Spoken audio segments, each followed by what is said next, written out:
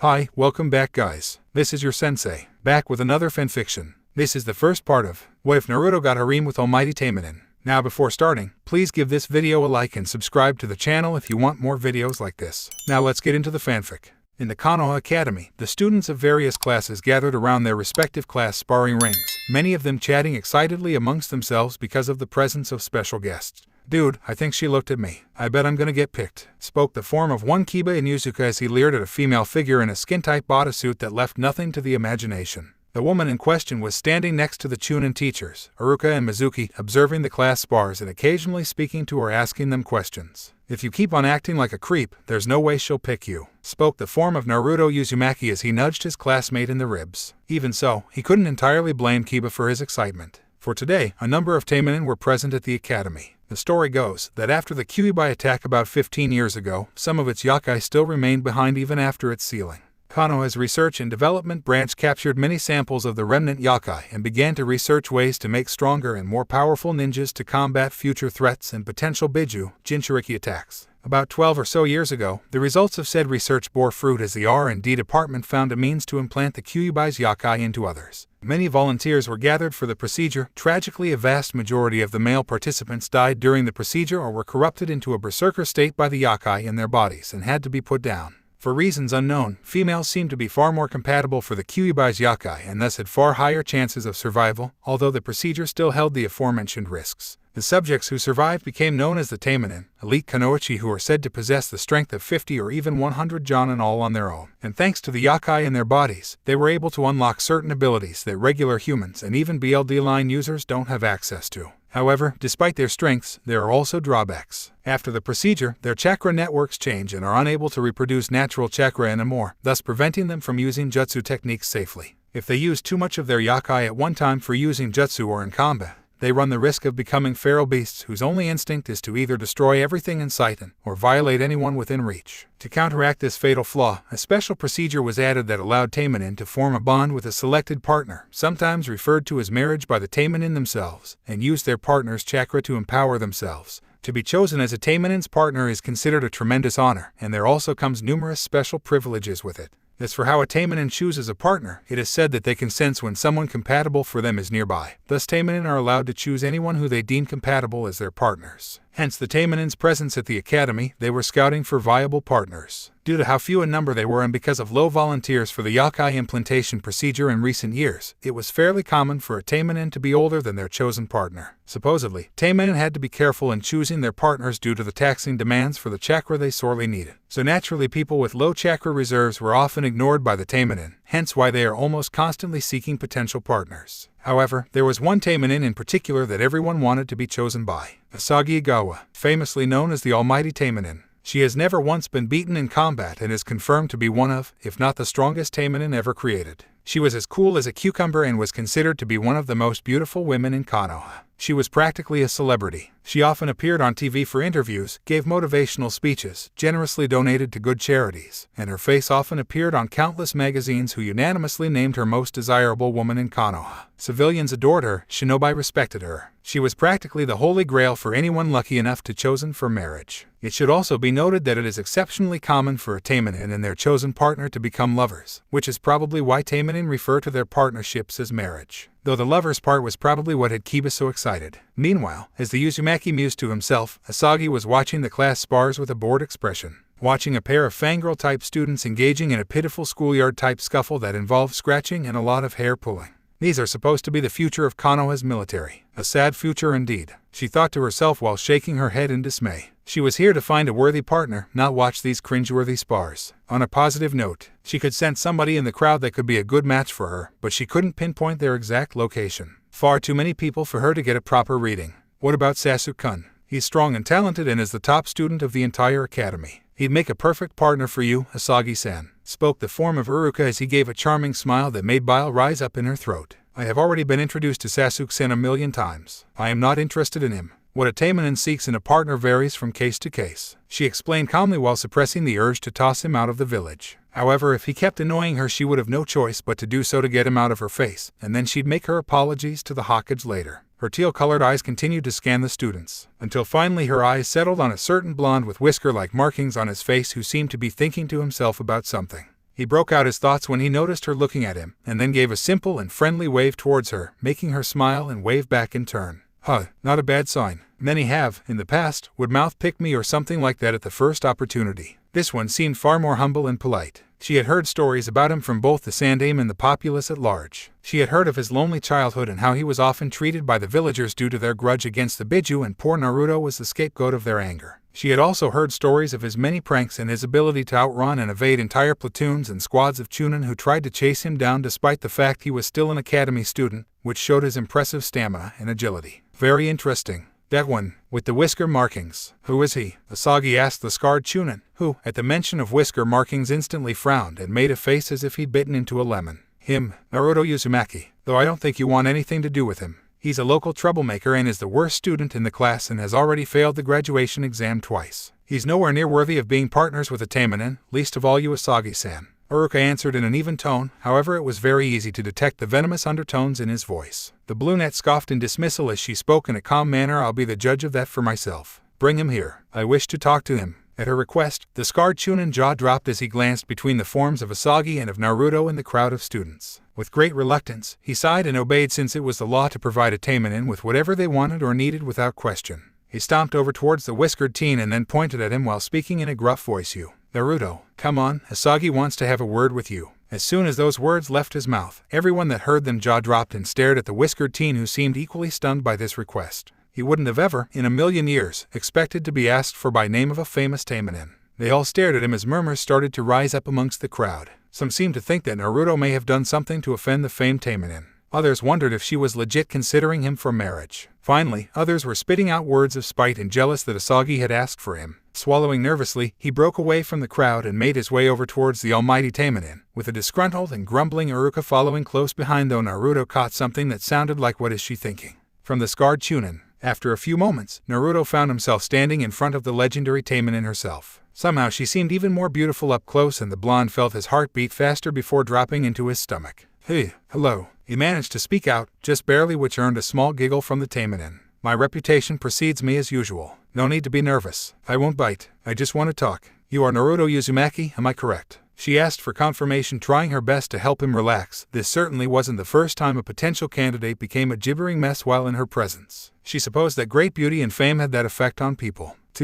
That's right. Naruto Uzumaki, at your service. Is there something I can do for you? He asked politely, his voice quickly recovering as he tried to rein in and contain his nervousness. The brunette ran a hand through her hair and then crossed her arms beneath her impressive bust. I just want to ask you some questions, maybe ask you to perform a simple task or two for me. First question, how old are you and why do you want to be a shinobi? She asked as though she were conducting an interview, her eyes staring deeply into him as she seemed to be observing his every move, action, and reaction. The blonde pursed his lips in thought. It felt as though she were testing him somehow, perhaps trying to get a read on him and his personality. He decided it would be best to just answer her honestly and replied 15, Asagi-san, and to get stronger. At that, she quirked up an eyebrow. Many students would say something like fame and fortune or some other shallow response. This one was different. To what end? Why do you want to get stronger? She asked in a slightly more stern tone, which made the whiskered teen flinch a bit. Neither he said something that upset her, or what he said caught her interest. He hoped it was the latter. Either way, she was definitely taking this seriously. Different reasons. To protect myself, to protect others that can't defend themselves, to protect those I care or may care about in the future. That kind of stuff. He answered in a sincere voice, then he noticed it for only a brief moment. But he definitely saw Asagi smile for a split second before she must have caught herself and returned to a stern and serious face. Are you willing to commit? Being married to a Taimanin isn't a cakewalk. I will expect a lot out of you, and I will not tolerate laziness and half-efforts. She spoke, her eyes boring into the blonde as he felt as if she were trying to peer into his very soul, scanning him for even the slightest hint of dishonesty. I am,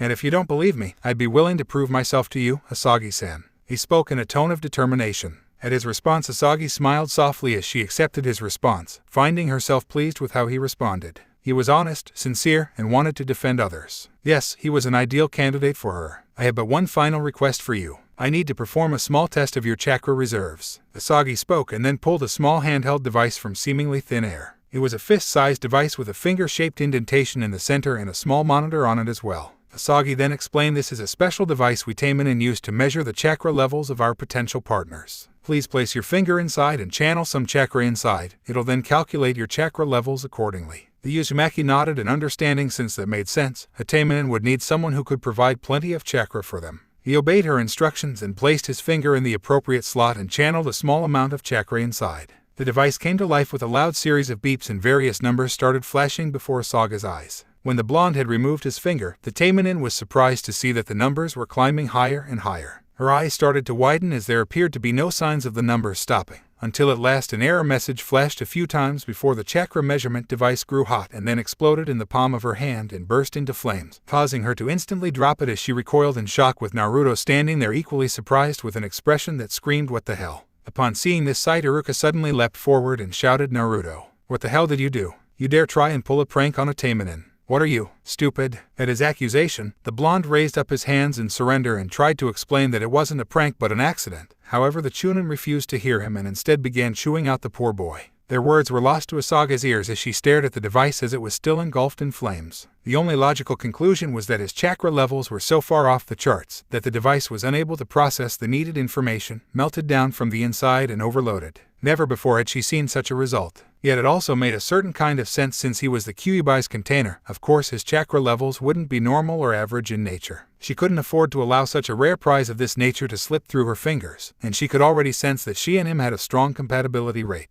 He was perfect. She was broken from her musing when she heard the Chunin Iruka say, "I'm so sorry for the trouble, Asagi-san. I knew he wouldn't be a good partner for you. He won't bother you ever again." The scarred Chunin then proceeded to drag away the whiskered teen, who violently struggled and thrashed around in the Chunin's grip. "Oi, Lego, you bastard. I told you that it was an accident. I didn't do anything wrong." Naruto protested angrily for being accused of something he didn't do. Iruka then glared harshly at him, red in the face, and seemed ready to use his signature big head jutsu to shout at the boy, but was stopped when Asagi placed a hand on Iruka's wrist, which caused both the Chunin and Uzumaki to fall silent and look towards the blue net. Her face was an unreadable mask as she stared at the Chunin. Getting the silent message, he reluctantly released the whiskered teen from his grip. Meanwhile, in the background, Naruto's entire class were watching in dead silence, wondering what the famed Taimanin would do with Naruto. Most of them believed that she was about to punish him, but instead she stated loud enough for all to hear, "I'll take him." 3 words. 3 words was all it took to launch the class into complete pandemonium, as everyone could only express shock and disbelief that the most famous and powerful Taimanin in all of Konoha had chosen the dead last of all people for a partner. There couldn't possibly be a more mismatched pair if there ever was one.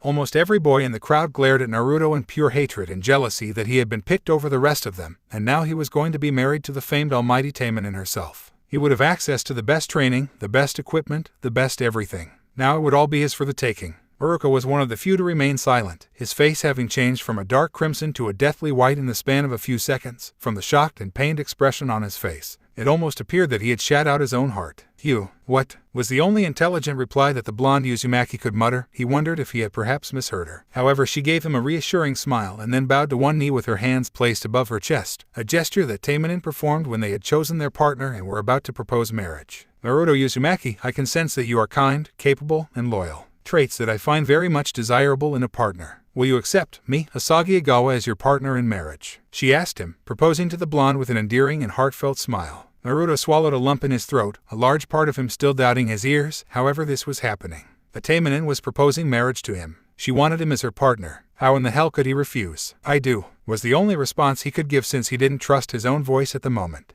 Asagi then smiled even wider, her eyes gleaming as she nodded in gratitude. "From this day forward we are partners and are henceforth married. Under my care, I shall protect you with my life and ensure that you will want for nothing." Asagi spoke, and then she approached the blonde and planted her lips to his own. His eyes widened as he felt the softness and warmth of her lips against his own. Never in his life would he imagine that he'd have his first kiss with the famed Almighty Taimanin in his life. After a few moments, she broke off the kiss and said, "Our marriage contract is now sealed with our kiss. I look forward to working with, living with, and training with you from today on." At her words, Naruto felt joy and ecstasy fill his heart at the prospect of bonding with and getting to know Asagi. Not only that, but he could now leave behind the academy, since being chosen by a Taimanin was an automatic ticket for graduation. As of now, he was a legal shinobi. "No, Asagi-san, don't do this. That little brat isn't worthy of being your partner. He's the worst student in the entire academy. You should have chosen Sass," Iruka shouted angrily, but was silenced when Asagi roughly clapped him on the shoulder and squeezed around the collarbone tightly, which resulted in a crunching noise that made the Chunin let out a silent scream.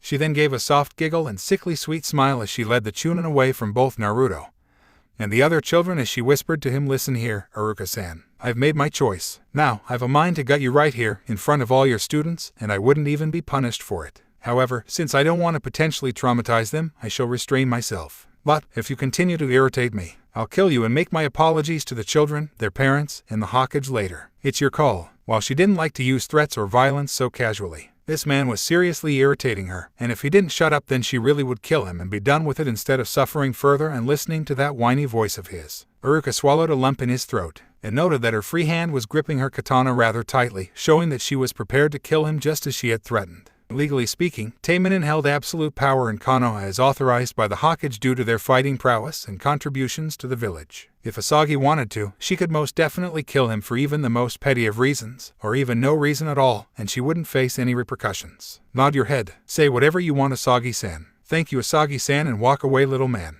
You're not as important as you think you are. She spoke in a venomous tone, a clicking sound coming from her scabbard as she began to slowly draw her blade for emphasis. Without any other choice, and with his instincts for self-preservation kicking in, Iruka rapidly nodded his head and squeaked out, "Whatever you want, Asagi-san." "Thank you, Asagi-san." The Taimanin gave a satisfied smirk and released the Chunin, allowing him to walk away and almost break out into a run as he tried to distance himself from her. Asagi sighed and approached Naruto and said, "Naruto, you come with me. You're done with this place. We'll swing by your apartment to get your personal belongings, then you're coming with me to my home." "Nah, that's okay. I don't really have any personal belongings anyway, though I guess I should pick up my clothes." Naruto added the last part as an afterthought, which caused the Almighty Taimanin to shake her head negatively. "No need. If it is clothes you need, I'll buy you some later. If there's nothing you wish to collect from your home, then we can just go straight to mine then. Follow me, Naruto-kun. It is important for a Taimanin and their partner to bond and get to know each other as quickly as possible." Asagi spoke, prompting her new partner to nod in agreement. "Thanks, Asagi-san. You're really nice. No wonder you're so popular." Naruto spoke, his words making her blush a bit. Most people often complimented her for her beauty or battle prowess. Not many would compliment her for simply being nice. Oh yes, she was going to like Naruto a lot. As they left the academy grounds, other Taimanin who were scouting for partners saw them leaving together and shouted their congratulations to both Naruto and Asagi. Meanwhile, almost everyone else were glaring at the Uzumaki in jealousy. As they walked through the village streets, many people looked at Asagi in awe and admiration and occasionally lust, but then they noticed who she was walking with and then would engage in frantic whispering as they gossiped of this new development. Every so often, a photographer would peek out from around a corner or from an alleyway to catch a snapshot of the duo, which made Naruto's sweat drop. Seems as though word was going to get around very fast that he and Asagi were now partners. No surprise given his own infamy amongst the village populace and Asagi's own popularity. As they walked, the number of people became fewer and fewer as they approached the Taimanin district. If he remembered correctly, as the Taimanin grew larger and larger in number and became more and more famous and popular, they began experiencing harassment from overeager fans and nosy reporters that had started invading their privacy, preventing the Taimanin from getting any peace and privacy while at home. It was eventually proposed that the Taimanin would be segregated in their own district where they could live securely without being bothered by the rest of the villagers. They were allowed to police themselves and were even allowed to kill any and all intruders at their discretion. However, at the time, there came the question of where they would live. Then, unexpectedly, the Uchiha massacre happened, leaving the entire Uchiha district empty. With all but one of the Uchihas now gone, it was quickly dubbed meaningless to leave it in Sasuke's hands since he had no need for an entire district all to himself. Thus the Uchiha district was given to the Taimanin and redubbed as the Taimanin district. Some protested this unprecedented action, mainly those who wanted to get in Sasuke's good graces. Said protesters argued that this was a violation against the Uchiha clan, to which many, including the Hokage, would quip what clan. It's just one boy now. From what Naruto had heard about the Taimanin district, they all lived in the lap of luxury in homes designed specifically to their tastes. Pretty vague, but it sounded like paradise in comparison to his crummy apartment that had a funny smell that consisted of mildew and rot. It wasn't much longer until they arrived at a massive wall that separated the Taimanin district from the rest of the village. The wall was specifically designed to be resistant to jutsu techniques and had certain seals placed upon it that prevented shinobi from climbing over with the help of chakra. Supposedly said seals were implemented when a certain pervert kept on trying to break into their homes but repeatedly escaped capture. There was also numerous signs planted across the wall that read as "Go away," or "Trespassers will be killed on sight," or even "Perverts will be castrated with extreme prejudice." Understandably, the Taimanin were very serious about keeping intruders out since they valued their privacy. Naruto then turned his attention to a large gate where an orange-haired Taimanin with large melons stood guard carrying a large weapon that resembled a bazooka. She was smoking a cigarette and observed both Asagi and the Uzumaki approaching before speaking. "Yo, Asagi. Nice to see ya. Who's this? You finally get married?" At this, the Almighty Taimanin nodded and replied, "Indeed. This is my partner, Naruto Uzumaki. Naruto, meet Meika Kamimura. She frequently guards the district walls and gates. Anyone who tries to get in without one of our members' permission gets blasted by her flames. We'll make arrangements so that you'll have a passport so that you can enter and leave without issue." "Nice to meet you, Meika-san." Naruto greeted politely, though inwardly was thinking seriously. You need a passport to get in and out of their district. Then again, I guess that's just another precaution. Asagi then produced a passport from seemingly thin air and presented it to the orange-haired woman, who inspected the passport carefully for any signs of forgery. She then nodded and spoke. "MK. Checks out. Go on in. You enjoy yourself, Naruto. They seeing you around." Meika then snapped her fingers, and in response the gate started to open, allowing the new couple to enter inside. As they walked through the gates, Meika then suddenly called out from behind them, "Hey Asagi, you bagged yourself a cute one. I'm kinda jelly." This earned a small laugh from the brunette, who waved Meika off as they continued on towards her home. As they walked through the Taimanin district, the Uzumaki saw many of their homes, many of which were of unique designs. Some preferred Western styles, others Eastern styles, some had visible swimming pools, others had private gardens, each home obviously unique to their owners. They would sometimes pass by a Taimanin who would happily wave to Asagi, then take notice of Naruto and offer their congratulations before moving on. Now that he thought about it, Asagi was also labeled as the unofficial but undisputed leader of the Taimanin themselves, which granted her even greater influence in the village. After a few more minutes of walking, they arrived at an Eastern-style home that had an elegant stone garden that could be outside as well as a private dojo for training. Come to think of it, if Naruto's memory served him correctly, this exact spot used to be where the Uchiha compound used to be, the home of the clan head Fugaku and his family, Sasuke included. A little ironic if you asked him, or perhaps a form of poetic justice, since the blonde didn't have many good memories of when the Uchihas were around. Though he did have some nice memories of Itachi, who treated him with decency, and his mother Makoto, who was also nice to him on the few occasions they met. A shame that Makoto died. Maybe if she had lived, Sasuke wouldn't have been such an asshole. Ah well, no point in speculation. "Everything okay, Naruto-kun?" Asagi asked as she unlocked the front door of her home, which prompted the whiskered teen to reply, "I'm fine. Was just thinking about something." "Don't worry about it." She accepted his answer and then ushered him inside of her home. At the entryway, Naruto removed his shinobi sandals, with the brunette removing her own footwear as they entered deeper inside. "Make yourself at home, feel free to look around. My home is now your home." Asagi spoke and then made a sweeping gesture as if to say he had free reign of the place now. The blonde accepted her invitation and began looking around to familiarize himself with his new surroundings. The first place he took notice of was the kitchen, which was equipped with the latest, most advanced, and most expensive appliances available. He took a peek inside the oven and concluded that it was gas-powered. A lot of things in here must be powered by gas, including the heat and water. He then looked inside the refrigerator and found it to be fully stocked, filled to the brim with fresh vegetables and meats of all sorts. One could probably cook damn near anything within reason with all of these ingredients. There's more ingredients in the pantry. You can also find spices and the like in there too. Fresh groceries are delivered weekly and trash is taken on the weekends. Don't forget to properly separate trash from recyclables," Asagi explained, earning a nod from the blonde as he shut the fridge and continued exploring Asagi's home. The next area he encountered was the living room, where plush leather couches could be seen, facing toward an enormous flat-screen TV that hanged off the wall. Beneath it were shelves of numerous movies that Asagi owned, all neatly arranged alphabetically and by series, and amongst them was Princess Gale. Naruto asked upon seeing one of his favorite movie series amidst her collection. "Oh, are you a fan? I always liked that series. I admit, I might have even drawn some inspiration for certain techniques from them," Asagi explained with a small smile. It would seem that she and Naruto also had similar tastes as well, which was further proof of their compatibility. "Yup, always loved those movies. I'm eager for the next one to come out." Naruto spoke with a smile. "I am as well," she replied warmly as the blonde continued perusing around, and then he noticed of an electronic device that was connected to the TV via a cable. He had seen such things advertised on TV, and occasionally seen them in the windows of certain stores. If he remembered right, this was a console for playing video games, and sitting next to the console was a box labeled Taimanin Action, which featured Asagi and some other Taimanin on the cover. "Wait, what? You have your own video game too?"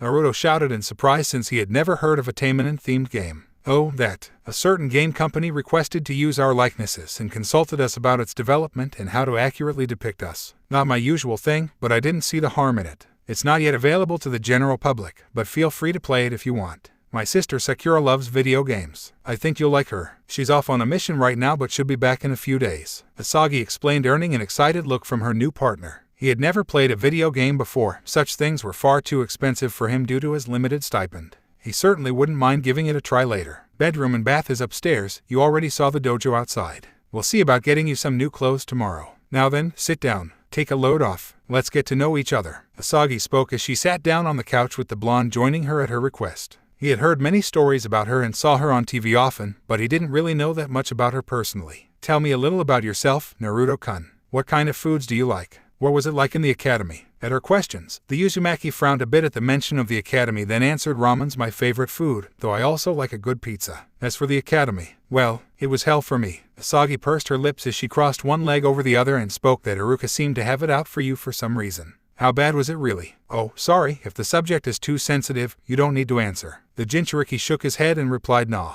it's fine. It was always tough for me in the academy. Some students often bullied me, teased me, or called me names, and I couldn't do anything about it because then I'd just get into deeper trouble. I failed 2 graduation exams, which resulted in me being called the dead last, a nickname that bastard Iruka encouraged. What a prick. I'm pretty sure he kept on pairing me with Sasuke just so the precious rookie of the year would be able to make use of his punching bag. That's awful. I am so sorry you went through all of that. Iruka and many others repeatedly suggested to me and introduced me to Sasuke Uchiha at every given opportunity. Never before had I met such an ungrateful, spoiled, and entitled little brat who thought he is owed everything because of his pedigree. Asagi spoke in a disgruntled voice, but at least now she didn't have to worry so much about it now that she finally had a partner. Doesn't surprise me. I think that everyone just wants to get in on Sasuke's good side so they can get his money. I'm more than certain that his army of fangirls are probably encouraged and egged on by their parents to hook up with him for his money. Naruto spoke as he clasped his hands behind his head with a sigh, grateful to be finally free of that particular headache. Is he aware of this? Asagi questioned. If he was aware, then it seemed strange that the Uchiha hadn't done anything to discourage people from trying to cozy up to him. I doubt he even cares. Even if he does know, he probably either enjoys the attention or believes that his money just gives him power over others or something like that. Now can we please talk about something else? Just talking about that douchebag is starting to upset me. Naruto practically pleaded at the end, earning an apologetic expression from the blue net. I'm sorry, I got off track. Why don't you try asking me a question then? I'm an open book for you, Naruto-kun. She offered, which made the blonde think for a second before he asked her, sure, I've got one, out of all the people you could have picked. Why'd you pick me? You could have chosen anyone you wanted, but you picked me, the dead last of the academy. Why? She was caught off guard for a brief moment since she hadn't expected him to ask that one point blank. But she supposed that she should have seen it coming since this must all still be a shock to him. The reality of his new situation probably hadn't sunk in yet either. She sighed and then started to answer his question as best she could. Well, I have been trying to find a viable partner for years now. Unfortunately, my own fame and popularity made it difficult to find a good partner. Many wished to join me, hoping to coast off my fame and fortune, or simply desired me for my body. There were a few occasions that I'd almost chosen poorly, but thanks to the help of my sister and friends I was able to avoid making said poor decisions. From the first moment I sensed you, I felt that you were different than many I had previously encountered, especially when I took notice when that Iruka fellow tried repeatedly to discourage me from speaking with or even considering you for marriage. I am also aware of your unique status in the village as well, yet despite your upbringing you retained a strong sense of loyalty, kindness, and justice, traits that I admire very much. When she had finished speaking, the blonde smiled and nodded as he spoke. I'm glad. It means a lot to hear you say all that. I guess even being famous and gorgeous has its drawbacks. At any rate, I'll do my best to support you as your partner, Asagi-san. Please, you can call me Asagi-chan if you wish. We must become comfortable and familiar with each other if we're to be proper partners. She spoke with a soft smile, which Naruto returned as he blushed a bit while rubbing the back of his head. It felt a bit strange to refer to her in such a casual and affectionate manner. Then again, she had already started referring to him as kun, so he supposed that he should respond in kind. Okay, sure, Asagi-chan. By the way, if I'm to be your partner, when do we start training? I'm also supposed to give you chakra, right? How do I do that? Is there some kind of special Taimanin-related technique I should know about? He asked at the end out of innocent curiosity. Also, it actually felt nice to call her Asagi-chan. It almost rolled off the tongue for him as a matter of fact. Rather surprising, really. The Almighty Taimanin blushed a bit, a slight look of discomfort on her face before she smiled and replied, Now, you only just got here. We can worry about that a little later after you've settled in. At her words, the Uzumaki nodded in agreement since that made sense. He was kinda jumping the gun a bit there anyway. However, he couldn't help but notice that it appeared as if she was avoiding his question. Why? Was it something embarrassing, or was it simply a touchy subject? If that was the case, he wouldn't pry about it. He was sure that she would explain it to him in her own time. By the way, what is that you're supposed to be wearing? She asked out of nowhere and gestured to his orange jumpsuit before continuing, It is making my eyes hurt just looking at it. The whiskered teen sweat dropped and asked, Why does nobody like my outfit? What's wrong with orange? It was also from a bargain bin sale, so it was real cheap too. He added that last part with anime tears. Due to his stipend, he was very limited on what he could or couldn't buy, thus he was always on the lookout for cheap deals. Too much orange. Way too much orange. It's hideous and gaudy. We need to find you something more suitable later, and then we can burn that hideous thing. Just looking at it is giving me an urge to chop it up. Asagi grumbled as she started to draw her blade without even realizing it. Don't chop me up. Naruto cried out in fear since he was still wearing it. which seemed to cause Asaga's senses to return as she sheathed her blade while mumbling an apology, a light dusting of pink on her cheeks from the slightly embarrassing display. She then giggled a bit, which made the blonde laugh in turn since it was a little funny. The Almighty Taimanin then proposed, "What say we watch a little TV as we talk? We might find something interesting at this time, I think." At this, the Uzumaki nodded in agreement. Since she had just brought it up, he was kinda wondering how crisp and clear the picture would be when it came on. His old TV was all grainy and glitchy back home to the point that it was almost unwatchable, so it would be nice to finally get a clear picture. Asagi reached for the remote and pushed a small red button at the top, causing the TV to come to life. The speakers suddenly came to life as well, and the picture revealed what appeared to be a news report,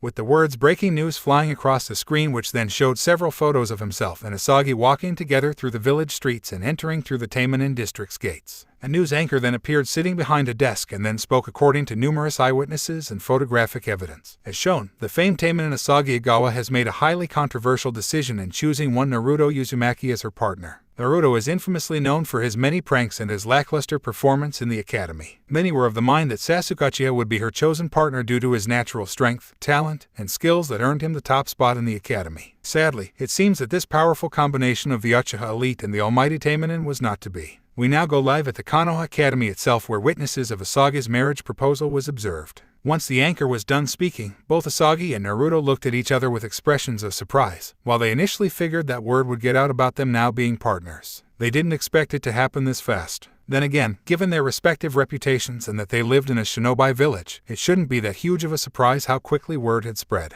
They turned their attention back to the television screen, where the face of one Ino Yamenka could be seen with a look of surprise as several microphones were almost shoved in her face. "Wow, you guys got here super fast. Do you guys have shinobi training or something?" Ino asked out of curiosity, earning some chuckles from the reporters. "You are a classmate of Naruto Uzumaki. Do you have any comment about him being partnered with Asagi Igawa?" asked one of the reporters while the sounds of scribbling could be heard. Apparently they were already or getting ready to take notes. "Well, I'm kinda happy for him, I guess. He's always had a hard time in the academy, so I think he needed a leg up to succeed." The blonde heiress responded with a small smile. "Word has it that Naruto is a troublemaker. Care to comment on that? Why do you think Asagi picked him over Sasuke?" another reporter questioned while pushing a microphone closer to Ino's face that made her scowl in annoyance. Seriously, did reporters and paparazzi not understand the concept of personal space? It's true that Naruto's a prankster, but he's not a bad guy. He's actually pretty nice when you get to know him. I don't know why she picked him, but I guess she saw something in him beyond his subpar grades. I mean, Taimanin aren't just looking for strength in their partners, right? Otherwise they'd probably be pairing with Anbu or Jonin. Maybe they're looking for something more. I don't know if that makes sense or not, but that's how I feel about it," Ino explained, while the sounds of furious scribbling could be heard. "You said that Naruto has been struggling in the academy. Could you please expand on that?" a third reporter asked. "Well, from what I know and have seen, Naruto always has difficulty in performing certain jutsu, most prominently the academy taught clone jutsu that's needed to pass the graduation exam. I have even seen and heard him ask Iruka-sensei for help, but he always turns Naruto away," she answered, causing the reporters to explode into a jabbering mess as the camera panned away from Ino and then focused on the form of the scarred Chunin himself a short distance away. "Oh, this is gonna be good," Naruto commented with sadistic glee, wanting to see the Chunin humiliate himself on live television, and even better, prove just how bad of a teacher he was to the whole village. The reporters then swarmed the Chunin as they shoved their microphones into his face, making him recoil backwards as he was bombarded with questions. Most prominently, is it true you refused to help a student struggling to pass the academy's graduation exam? At that particular question, the scarred Chunin scoffed as he straightened his vest and headband before replying with a fake smile, "Of course not. I don't know where you got that idea from. I always told him that he needed to keep practicing, but it seems he never bothered to take my advice. It's not my fault he is a bad student. That FC King liar. He never gave me any advice at all. What a poser," Naruto muttered angrily as he flipped the bird towards the TV screen, or more specifically at the Chunin himself. All the while Asagi frowned deeply at Iruka's behavior. The reporters could be heard scribbling more notes before one pointed out, "Naruto Uzumaki has been in your class since his very first day at the academy." "Yes. If he is such a bad student as you claim, why didn't you or your partner make attempts to push him towards being a better student? Why hasn't he been able to master the clone jutsu during his tenure in his class?" At that line of questioning, Iruka's facial expression almost instantly changed as his face paled. Sweat started to form on his skin and his face became all scrunched up, like he was trying to keep himself from losing control of his bowels in that moment, and his eyes wouldn't stop looking around, as if he were trying to find some kind of exit to run to. "Are you neglecting all of your students or just the ones you don't like?" one reporter asked. "There have been long-standing rumors that certain officials are bribing others to give preferential treatment to Sasuke. Are academy teachers like yourself involved?" another asked. "What do you have to say for yourself? Are you corrupt?" Why hasn't Naruto Uzumaki improved under your tutelage? Were you even teaching in your class? Are the children being properly prepared for their shinobi careers? Is the future generation of Konoha's military compromised? Another reporter asked in a rapid-fire manner. Iruka's face started to grow red as the pressure mounted on him, which seemed to increase further since they had him backed into a corner. Growing irritated with their line of questioning and wanting them to be silent, Iruka perhaps made the worst mistake of his life. Shut up, all of you, leave me alone. Iruka lashed out, then stormed off, trying to retreat from the reporters before they could question him further. Not that they needed to, his reaction was all that they needed. Suffice it to say, Iruka was definitely going to answer for that later. As this went on, Naruto's stomach grumbled, which made Asagi giggle a bit as she turned off the TV.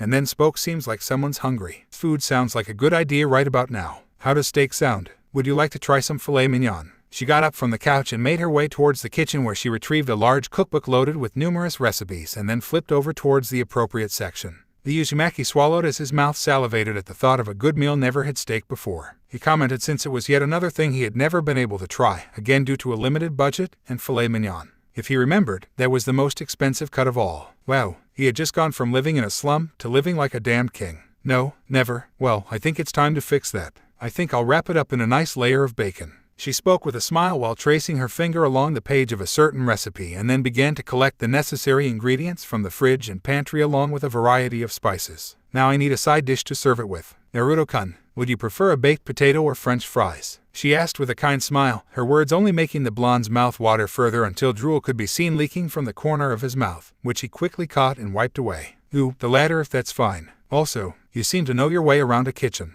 Naruto commented at the end, to which Asagi giggled slightly. I love to cook, it's something of a hobby of mine. Also, it is a good skill to have when one is traveling about on the road. She explained, with the blonde nodding in understanding. While he was no stranger to a kitchen, he often had little room to experiment due to limited ingredients and tools. And again, a limited budget. Please, Naruto-kun, sit down, relax. There's no need for formalities. This is your home now. I want you to feel welcome. As I promised you earlier, you won't want for anything. Also, if anyone dares try to intimidate you into leaving me, don't hesitate to speak with me about it. I won't allow anyone to even think of trying to bully you. She promised him with a sweet smile, which almost brought a tear to the Jinchuriki's eye as he took a seat as he observed Asagi preparing their meal. No longer was he alone in an old and decaying apartment. He now had the chance for a new life and a fresh start by Asagi's side as her partner. He had only known her a short time, and she was already treating him with such care and kindness. He could only hope that he could live up to whatever expectations she may have for him. Starting today, a new chapter in his life was about to begin. Kami, that dinner was good.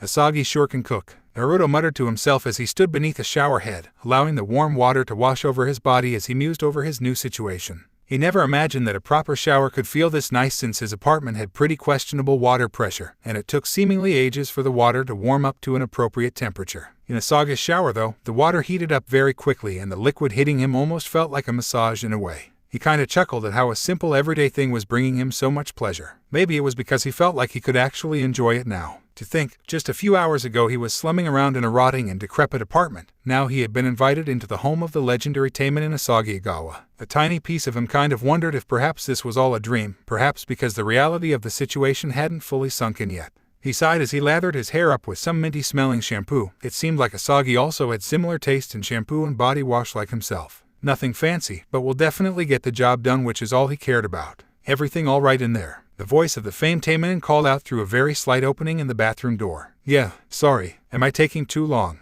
I was just enjoying your shower, I guess. He spoke sheepishly, feeling a little guilty if he was hogging the bathroom in the event that she wanted to use it for herself. Take your time. Don't forget that we have several errands to do tomorrow. Since you're now my partner, we need to get you registered for your shinobi license and get you a passport so you may freely come and go out of the Taimanin district. Oh, and we also need to get you some new clothes, she stated in a kindly manner, giving him a gentle reminder of the tasks they needed to perform. Things were happening pretty fast now, not that he was complaining. After a few more minutes in the shower, he shut off the water and exited, finding a bathrobe and his boxers, which had been recently washed by Asagi, were waiting for him. He slipped on his underwear and put on the robe, admiring the softness of the fabric. He exited the bathroom and found Asagi casually lounging on her bed, wearing an almost see-through nightie with lace underwear, a book in one hand and a glass of wine resting next to her on the nightstand. The sight made him blush a bit, since he wasn't expecting to see her in that state of dress. He supposed that it would be a regular occurrence and he'd have to get used to it. Not that he minded. It made for a very pleasant sight after all. She glanced up at him and smiled warmly as she spoke. Have a seat, Naruto-kun.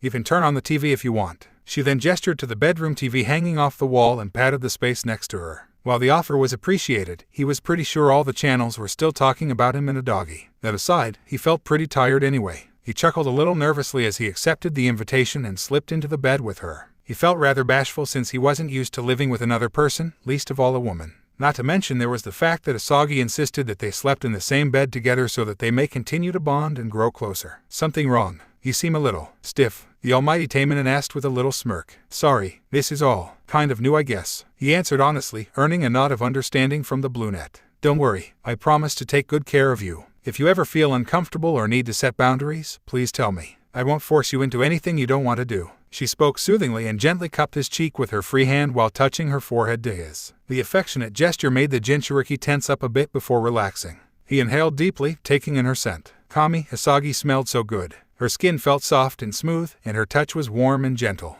He felt a strong urge to snuggle up to her and melt into her embrace. Almost as if sensing this, she set her book aside and pulled him close until their bodies were pressed together. Her soft but firm melons almost enveloping his head as she gently massaged his scalp while she sang softly, if I had words to make a day for you, I'd sing you a morning golden and new. I would make this day last for all time. Give you a night deep in moonshine. As she sang, the blonde felt himself relaxing against her, his eyes growing steadily more and more heavy as sleep slowly took hold of him. Between the comforting feel of her body and the softness of the luxurious memory foam mattress, he felt himself almost drifting away until finally, he blissfully fell into a deep sleep. Asagi smiled and placed a tender kiss atop his forehead, knowing that the excitement and the day's events must have tuckered him out. He was such a sweetheart, and a little shy too. She was definitely going to enjoy having him as her partner. She wasn't sure why, but there was something about him that made her heart soar and she wanted nothing more than to make him happy. She had attempted other relationships in the past for potential partners, but none of them made her heart flutter in the way that Naruto did, and they had only known each other for less than a day. Oh yes, she was very much looking forward to deepening her bond with him.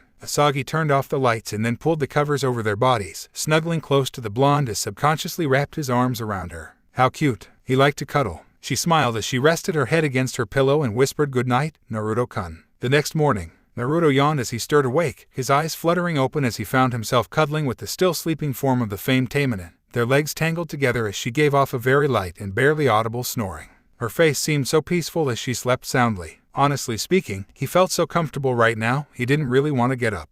But he kind of felt nature's calling much to his annoyance, which meant he was going to be forced to leave the bed. He sighed to himself and tried to pull away, only to find that Asagi was still holding him rather tightly. He feared that if he pulled away too hard, that it would wake her up, but at the same time, he really had to go. He muttered an apology and slowly pushed against her to try and find some leverage. And as expected, her eyes opened as she woke up. Good morning. Sleep well. He nodded at her question and replied, sure did. Sorry that I woke you, but I kinda gotta go. He muttered the last part in embarrassment, which made her give an ah of understanding and released him. As he got off the bed, she noticed something. A very large bulge in his boxers. Big, she whispered to herself, but it was still audible enough for the Uzumaki to hear as he wondered what she was talking about. He then followed her gaze downward and realized that she was eyeing his morning erection. He flushed a deep scarlet in embarrassment and quickly retreated into the bathroom while shouting, I'm so sorry. There was an unintended slam of a door as Asagi mused to herself, wondering exactly how large his manhood was. While she couldn't figure on an exact measurement, there was no room for doubt that he was definitely above average. She then bit her lip upon realizing that he was probably beside himself with embarrassment or shame.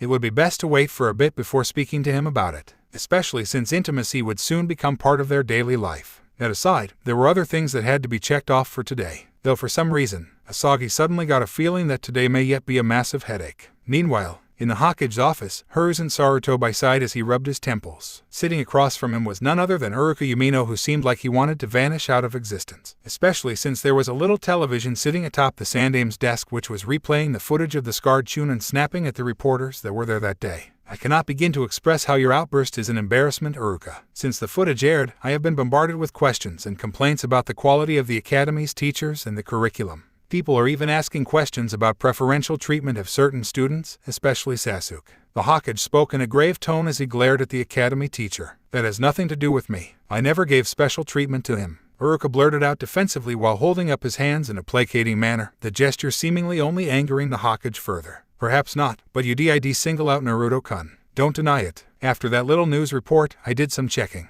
I already questioned several of your students and they all told me the same things. You coined the title of dead last for him, you frequently paired him against Sasuke Uchiha in class spars, and as young Ino Yamanaka clearly stated, whenever he came to you for help you would deny him. Either I'm going senile, or perhaps you wanted to keep Naruto a prisoner in your class or something of that nature. Hiruzen spoke in an increasingly dark tone of voice. Before the Chunin could say anything, the Sandaime continued. The academy is one of, if not the absolute most important building in the village. The next generation of shinobi are trained there. Future Anbu, Jonin, perhaps even a future Hokage. You had one job. 1. To teach, train, and nurture your students. Not only are you persecuting Naruto due to a personal grudge, you are not properly teaching discipline in your students. Do I need to explain how practically rabid fangirls can be a problem?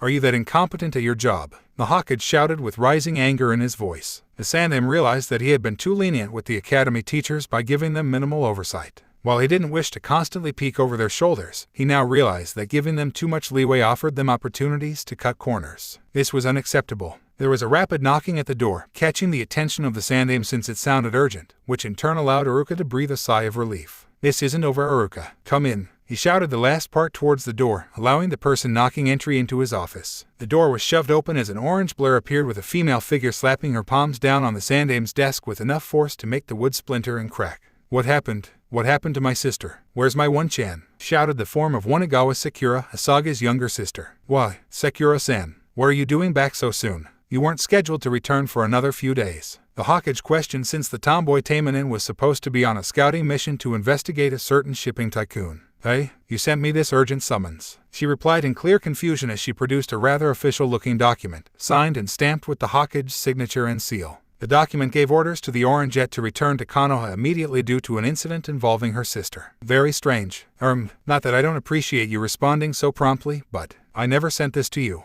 Hiruzen muttered as he pushed the summons aside as both he and Sakura exchanged confused looks with one another. Wait, if you didn't call me back, then who the hell did? She questioned with a raised eyebrow. She didn't like being played for a fool, and she especially didn't like that someone may have led her on with false worry about her elder sister. I did, spoke an aged voice as the form of one Amira Mitakato entered inside the office. Hiruzen glowered at his teammate and spoke. I never gave you permission, much less the authority to act on my behalf in such a manner, Amira. I only acted in the best interests of the village, Hiruzen. You should know that by now. Amira spoke as he smoothed out his robes, his lackluster response making the Sandaime glare at his teammate and advisor, who was clearly overstepping his boundaries. For many years, Hiruzen had relied on his teammates and old comrades for counsel, but lately it seemed that they had become too accustomed to their positions. The hell do you want, you old fart? I ran all the way from Wave Country non-stop for this. Sakura yelled as she snatched up the false summons, crumpled it in her fist and then threw it at the Sandaime's teammate, making the ball of paper bounce off his chest while Amira retained a passive expression. It would be best that we speak in private about this, Sakura-san.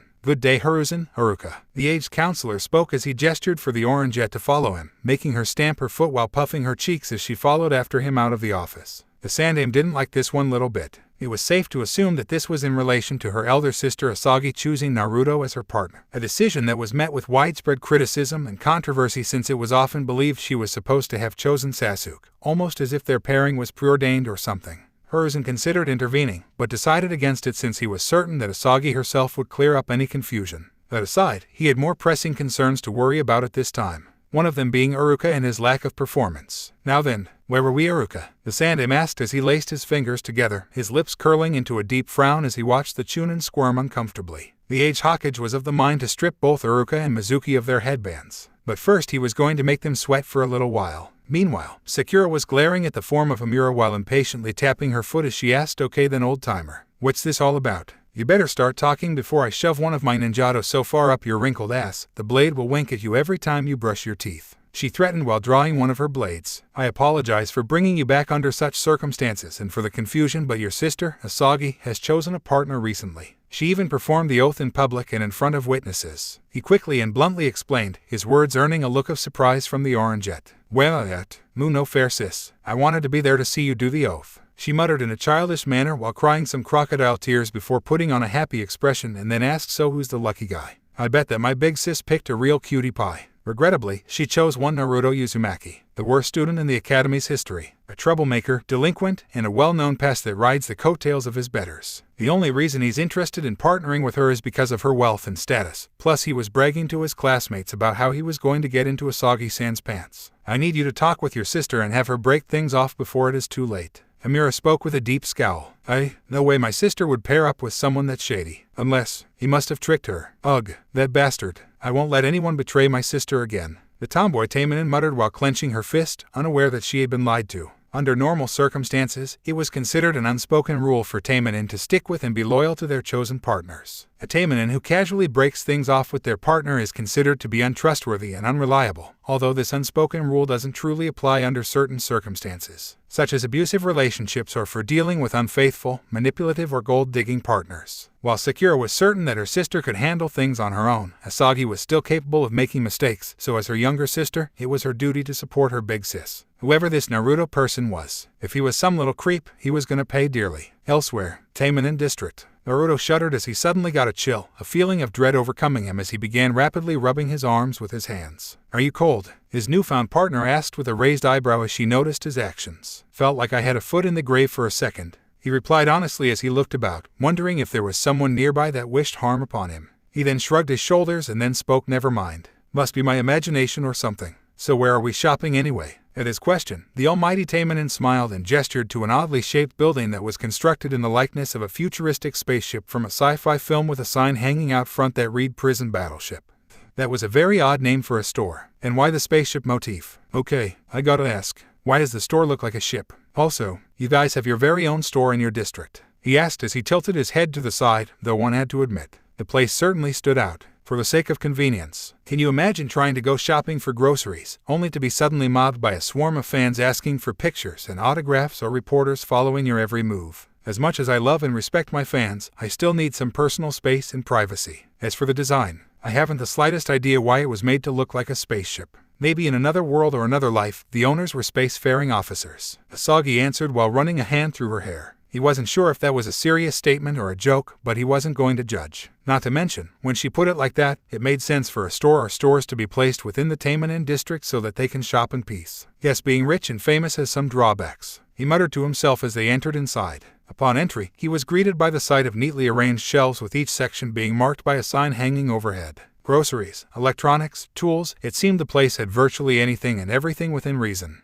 At the front of a store were a pair of women wearing white-gray uniforms in a futuristic military fashion. One woman had purple hair and teal eyes, the other had short black hair and red eyes. Naruto, meet Riri Bishop, the owner of this store, and her assistant Naomi Evans. Asagi spoke as she introduced the two women to her new partner. "Nice to meet you ladies. I'm Naruto Uzumaki. This looks like a nice store." He spoke politely, feeling confident that he could shop here without fear of being denied service or being overcharged for goods as many stores had done to him in the past. The two women smiled at him with Riri speaking, "Thank you Naruto. This place is my pride and joy. Feel free to drop by anytime. Gotta say Asagi, he's a handsome one. Seems nice and polite too." She spoke the last part to the Almighty Taimanin, earning a small blush from the Jinchuriki. "Are you two Taimanin as well?" the whiskered teen asked, earning a pair of negative shakes of the head from the store attendants. "No, we never underwent the procedure, but we are more than capable of handling ourselves in a pinch. Our main jobs are to provide the Taimanin with anything and everything they need, no matter how unrealistic or absurd the request is. If a Taimanin or their partner want or need something, we get it for them." Naomi replied with a proud smirk as she crossed her arms beneath her bust. At that, the Uzumaki raised an eyebrow and decided to test them by asking, "What if I wanted a tank like from one of those war movies?" "We can definitely get you a tank. We have an entire catalog to choose from.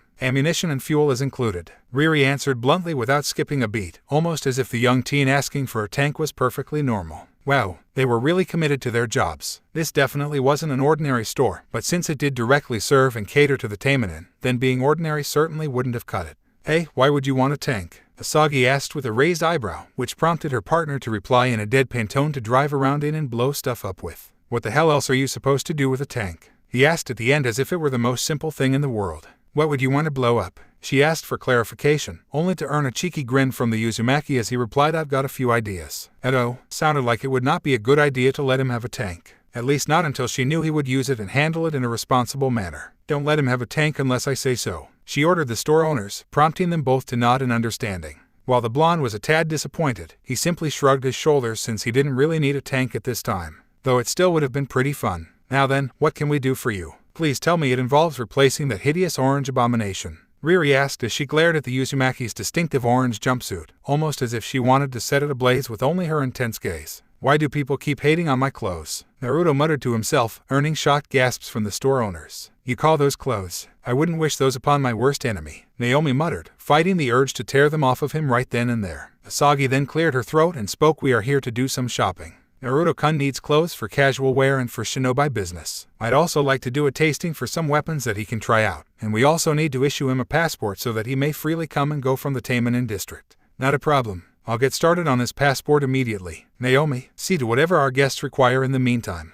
Riri ordered, prompting her crimson-eyed assistant to nod and give a quick salute as the purple-haired woman disappeared into a nearby office. Come with me, Naruto-san. Let's get you sorted out. We'll start with your shinobi wear. We make those custom-tailored. Naomi spoke as she guided him to a corner area where a set of mirrors were located. She pulled out a roll of measuring tape and unfurled it, followed by a clipboard and a pen from a nearby shelf, and then began taking his measurements. We'll need 8 suits, 4 for day and 4 for night. Asagi spoke as she sat herself down in a chair close by as she fingered her katana, observing her new partner with a small smile. Uzumaki said nothing as he trusted that whatever the Almighty Taimanin recommended would probably be for the best. He had never owned a suit before, much less had one custom tailored for him. On another note, he definitely wouldn't mind the dapper appearance. He quietly listened as Naomi and Asagi did a little back and forth, with the former asking any preferences for the suits. Social setting: Italian style, 2 buttons, tapered trousers, tactical armored lining. Asagi listed off as if she had rehearsed those lines, with the Uzumaki raising an eyebrow since he didn't understand fashion speak. Can someone explain all of that to me? I didn't understand a word of that, he asked, hoping for a little clarification, which earned a few giggles from the ladies. Naomi answered him as she continued jotting down his measurements. With practice, D's social event means it can be in a casual cut and the fabric can be slightly more lightweight, stretchy and comfortable rather than the more refined but stiff cut and fabric used for formal suits. Italian-style suits tend to be more form-fitting and have less padding compared to British and American-style suits, which, along with the more comfortable and stretchy fabric and cut, provide a larger range of motion possible. 2 buttons instead of 3 on the jacket means it still looks good if unbuttoned, making it easier to access concealed or holstered weapons. Tapered trousers, apart from the slightly more elegant air they provide even to casual suits, give a bit more room on the upper leg without looking baggy. Again, greater range of motion. She's asking for all the things that would make the suit more comfortable when running or fighting, while still looking dapper enough as to not attract attention until it's strictly necessary. The Jinchuriki blinked his eyes and gave a long drawn-out O of understanding. Yeah, that would definitely be helpful. What about the lining? He asked, which prompted Naomi to pull a pistol out of seemingly thin air and fire a few rounds at a suit that was being worn by a mannequin. He noticed that the bullets didn't penetrate through their target and instead bounced off or flattened upon impact against the suit, which prompted the crimson-eyed woman to explain cutting-edge body armor, sewn between the lining and the fabric. 0 penetration against blades and bullets. Resistant to heat. Machine washable. Only downside is that the impact will still hurt like hell. I'm surprised this stuff isn't standard issue, he muttered quietly to himself, but was still heard with the 2 women smirking as Asagi stated nothing comes standard to the Taimanin. Get used to the perks. Once Naomi was finished with her work, she asked, shall I have everything sent to your residence, Asagi-san? Her question prompting the famed Taimanin to nod her head in confirmation. The crimson-eyed woman then guided the 2 towards an area that could be considered an armory lined with all manner of weapons. Kunai, tantos, katanas, firearms, and more. Don't often see guns in the shinobi nations, the Jinchuriki pointed out, which made the shopkeeper chuckle a bit. True, possibly because the people of the shinobi nations are set in their ways, though in my opinion, a well-placed bullet can be just as, if not more deadly than many forms of ninjutsu. I've yet to meet anyone who can outsmart a bullet to the brain. Also, they can make for good weapons if you need a backup plan or want to conserve chakra, since these babies don't take up any chakra. Now then, are you familiar with any forms of weapons? She asked him at the end. He hummed and thought. While firearms weren't a traditional form of shinobi weaponry, there were no specific laws or regulations that stated a shinobi couldn't use them. Plus, since they were so seldom seen, it would definitely take most enemies by surprise. If nothing else, it definitely wouldn't hurt to experiment a bit and find what worked for him. I don't really have much experience with weaponry aside from my fists and kunai, though my taijutsu could use a lot of work, he answered as he scratched his cheek with a lone finger. Naomi simply smiled and stated that only means you're a blank slate. Therefore there's plenty for you to learn. May I suggest a Glock 34? She asked as she offered him a pistol from off a nearby rack. He was about to accept it, but she snatched it out of his reach with a warning expression as she spoke 4 essential rules of gun safety. 1. Respect the weapon and treat all firearms as if they're loaded. 2. Never point a gun, loaded or unloaded, in the direction of someone you do not wish to shoot. 3. Finger off the trigger until your sights are on your target and you have made the decision to fire. 4. Be sure of your target and what's behind it, since you don't want the bullet to tear through your target and accidentally hit an innocent bystander. Are we clear? He slowly nodded in understanding, since, in many ways, guns were known to be more dangerous and far more volatile than, say, katanas or kunai, since there was the factor of gunpowder involved amongst other things. She accepted his response and gently placed the pistol in his hand, allowing him to feel the weight of the weapon as he pointed it off to the side, being sure not to point it in the direction of anyone. Textured grips to help prevent slipping. flared magazine while for easier reload. Custom porting to prevent jamming. Naomi expertly listed off. The blonde set the weapon down on the table, minding the direction of the barrel. He cleared his throat and spoke very nice. What about something with more range? Something precise? He asked, feeling a bit unsure as to how to describe what he was looking for since he had no experience with firearms. The shopkeeper simply smirked as she took a rifle off of one of the many racks and presented it to him. I suggest an R-15, a classic choice, lightweight, semi-automatic in full auto settings. Very widely used weapon, she explained as the blonde held the weapon and inspected it, holding the rifle up as he looked down the sights. What do you mean semi and full auto? He asked. He then felt a hand on his shoulder and saw Asagi was now standing next to him. She gently maneuvered the rifle so that the stock was resting firmly against his shoulder. Always hold a rifle or shotgun against your shoulder to better absorb the recoil, otherwise it'll fly out of your hands or smack you in the face. Semi means it'll fire one bullet at a time with each pull of the trigger. Full means that you can hold down the trigger and it'll keep spitting bullets until the magazine is empty. Some weapons can release short bursts of bullets as well. Like any other weapon, you have to familiarize yourself and get used to the handling of firearms, Asagi explained, earning a nod of understanding from the Uzumaki. It seemed there was a lot more to firearms than he had originally thought.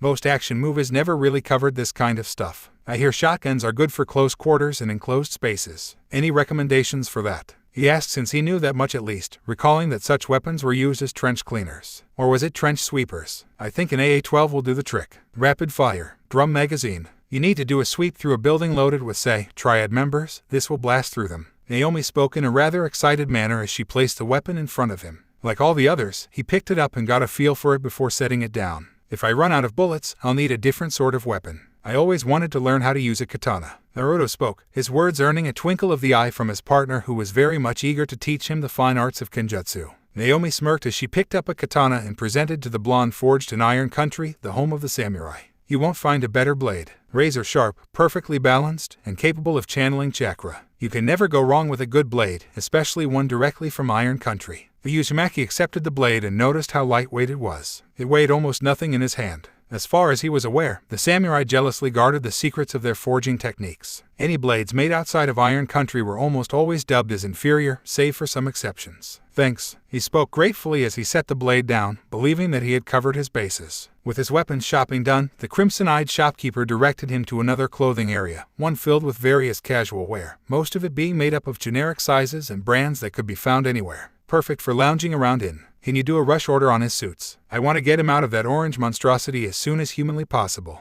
Asagi requested, earning a quick nod from Naomi. With their shopping now complete, Naomi bagged up all of Naruto's casual wear, underwear and socks and rang up Asagi for their purchases, promising to deliver all the suit's ammunition and weaponry directly to her home when everything was ready. The blonde's eyes nearly bugged out of his head at the total price of their purchases. Not even 20 years' worth of his monthly stipends could cover even a fraction of the cost. He felt a bit bad for Asagi having to pay for it all, but she didn't even blink an eye as she quickly signed the check. She then looked at him, and he must have been making some sort of face because she stated in a soothing voice, "Don't feel bad, Naruto-kun. Remember my promise. I promised you would want for nothing. That aside, money is of no concern to me." That made him feel a bit better as he gave her a light smile. He then noticed Riri approaching them with a passport in hand as she offered it to the Uzumaki and spoke in a professional manner, "Your passport, Naruto-san. You can get your picture put in at the same time as your shinobi registration. Feel free to come by for all of your shopping needs." He nodded in understanding as he accepted the passport and bid the two shopkeepers goodbye before heading outside with Asagi. He gleefully carried his bags with him as they made their way towards the academy so that he may register as a shinobi. Today was just getting better and better. What could possibly go wrong?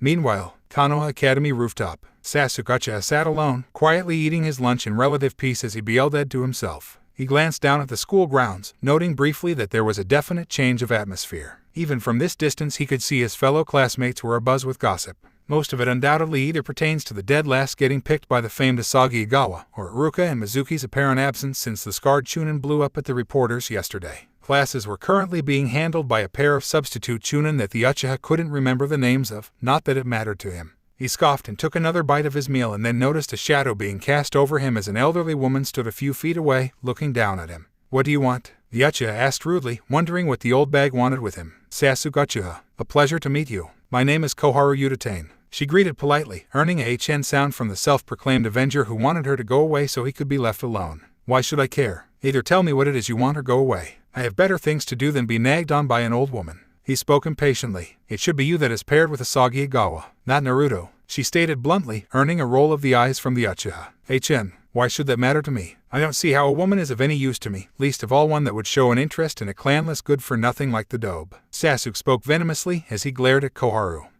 There is something you should know, though, about Asagi. She was quite close with your elder brother, Itachi, Koharu stated, her words catching the boy off guard as his contemptuous gaze became one of curiosity upon hearing her mention his brother. Yes, you heard me correctly. Back in Itachi's Ambu days, he and Asagi went on numerous assignments together. She was even considering making him her official partner, up until the Uchiha massacre. If you had paired up with her, all of her resources, her strength, and her knowledge of your brother would have been a tremendous boon to you. She knows Itachi's techniques and strategies backwards and forwards. A shame your teachers neglected to share this information with you. The old woman stated, her words deeply resonating with the Uchiha. If what you say is true, then it should be me that is partnered up with that woman, not the dead last. She could help me kill Itachi. Sasuke spoke in realization as he grit his teeth. If only those incompetent teachers had told him, then he could have been paired with that Asagi woman. Her strength should belong to him, not the lover. There is still a chance. If you can convince Naruto to leave Asagi or vice versa, then you can swoop in and take Asagi as your partner instead. You two could do great things together. Koharu spoke, secretly picturing the most powerful of all the Taimanin creating a new generation of Sharingan users. HMPH. That'll be easy. The Dobe's a pushover. I'm certain I can buy him off. Failing that, I can always twist his arm until he gives up.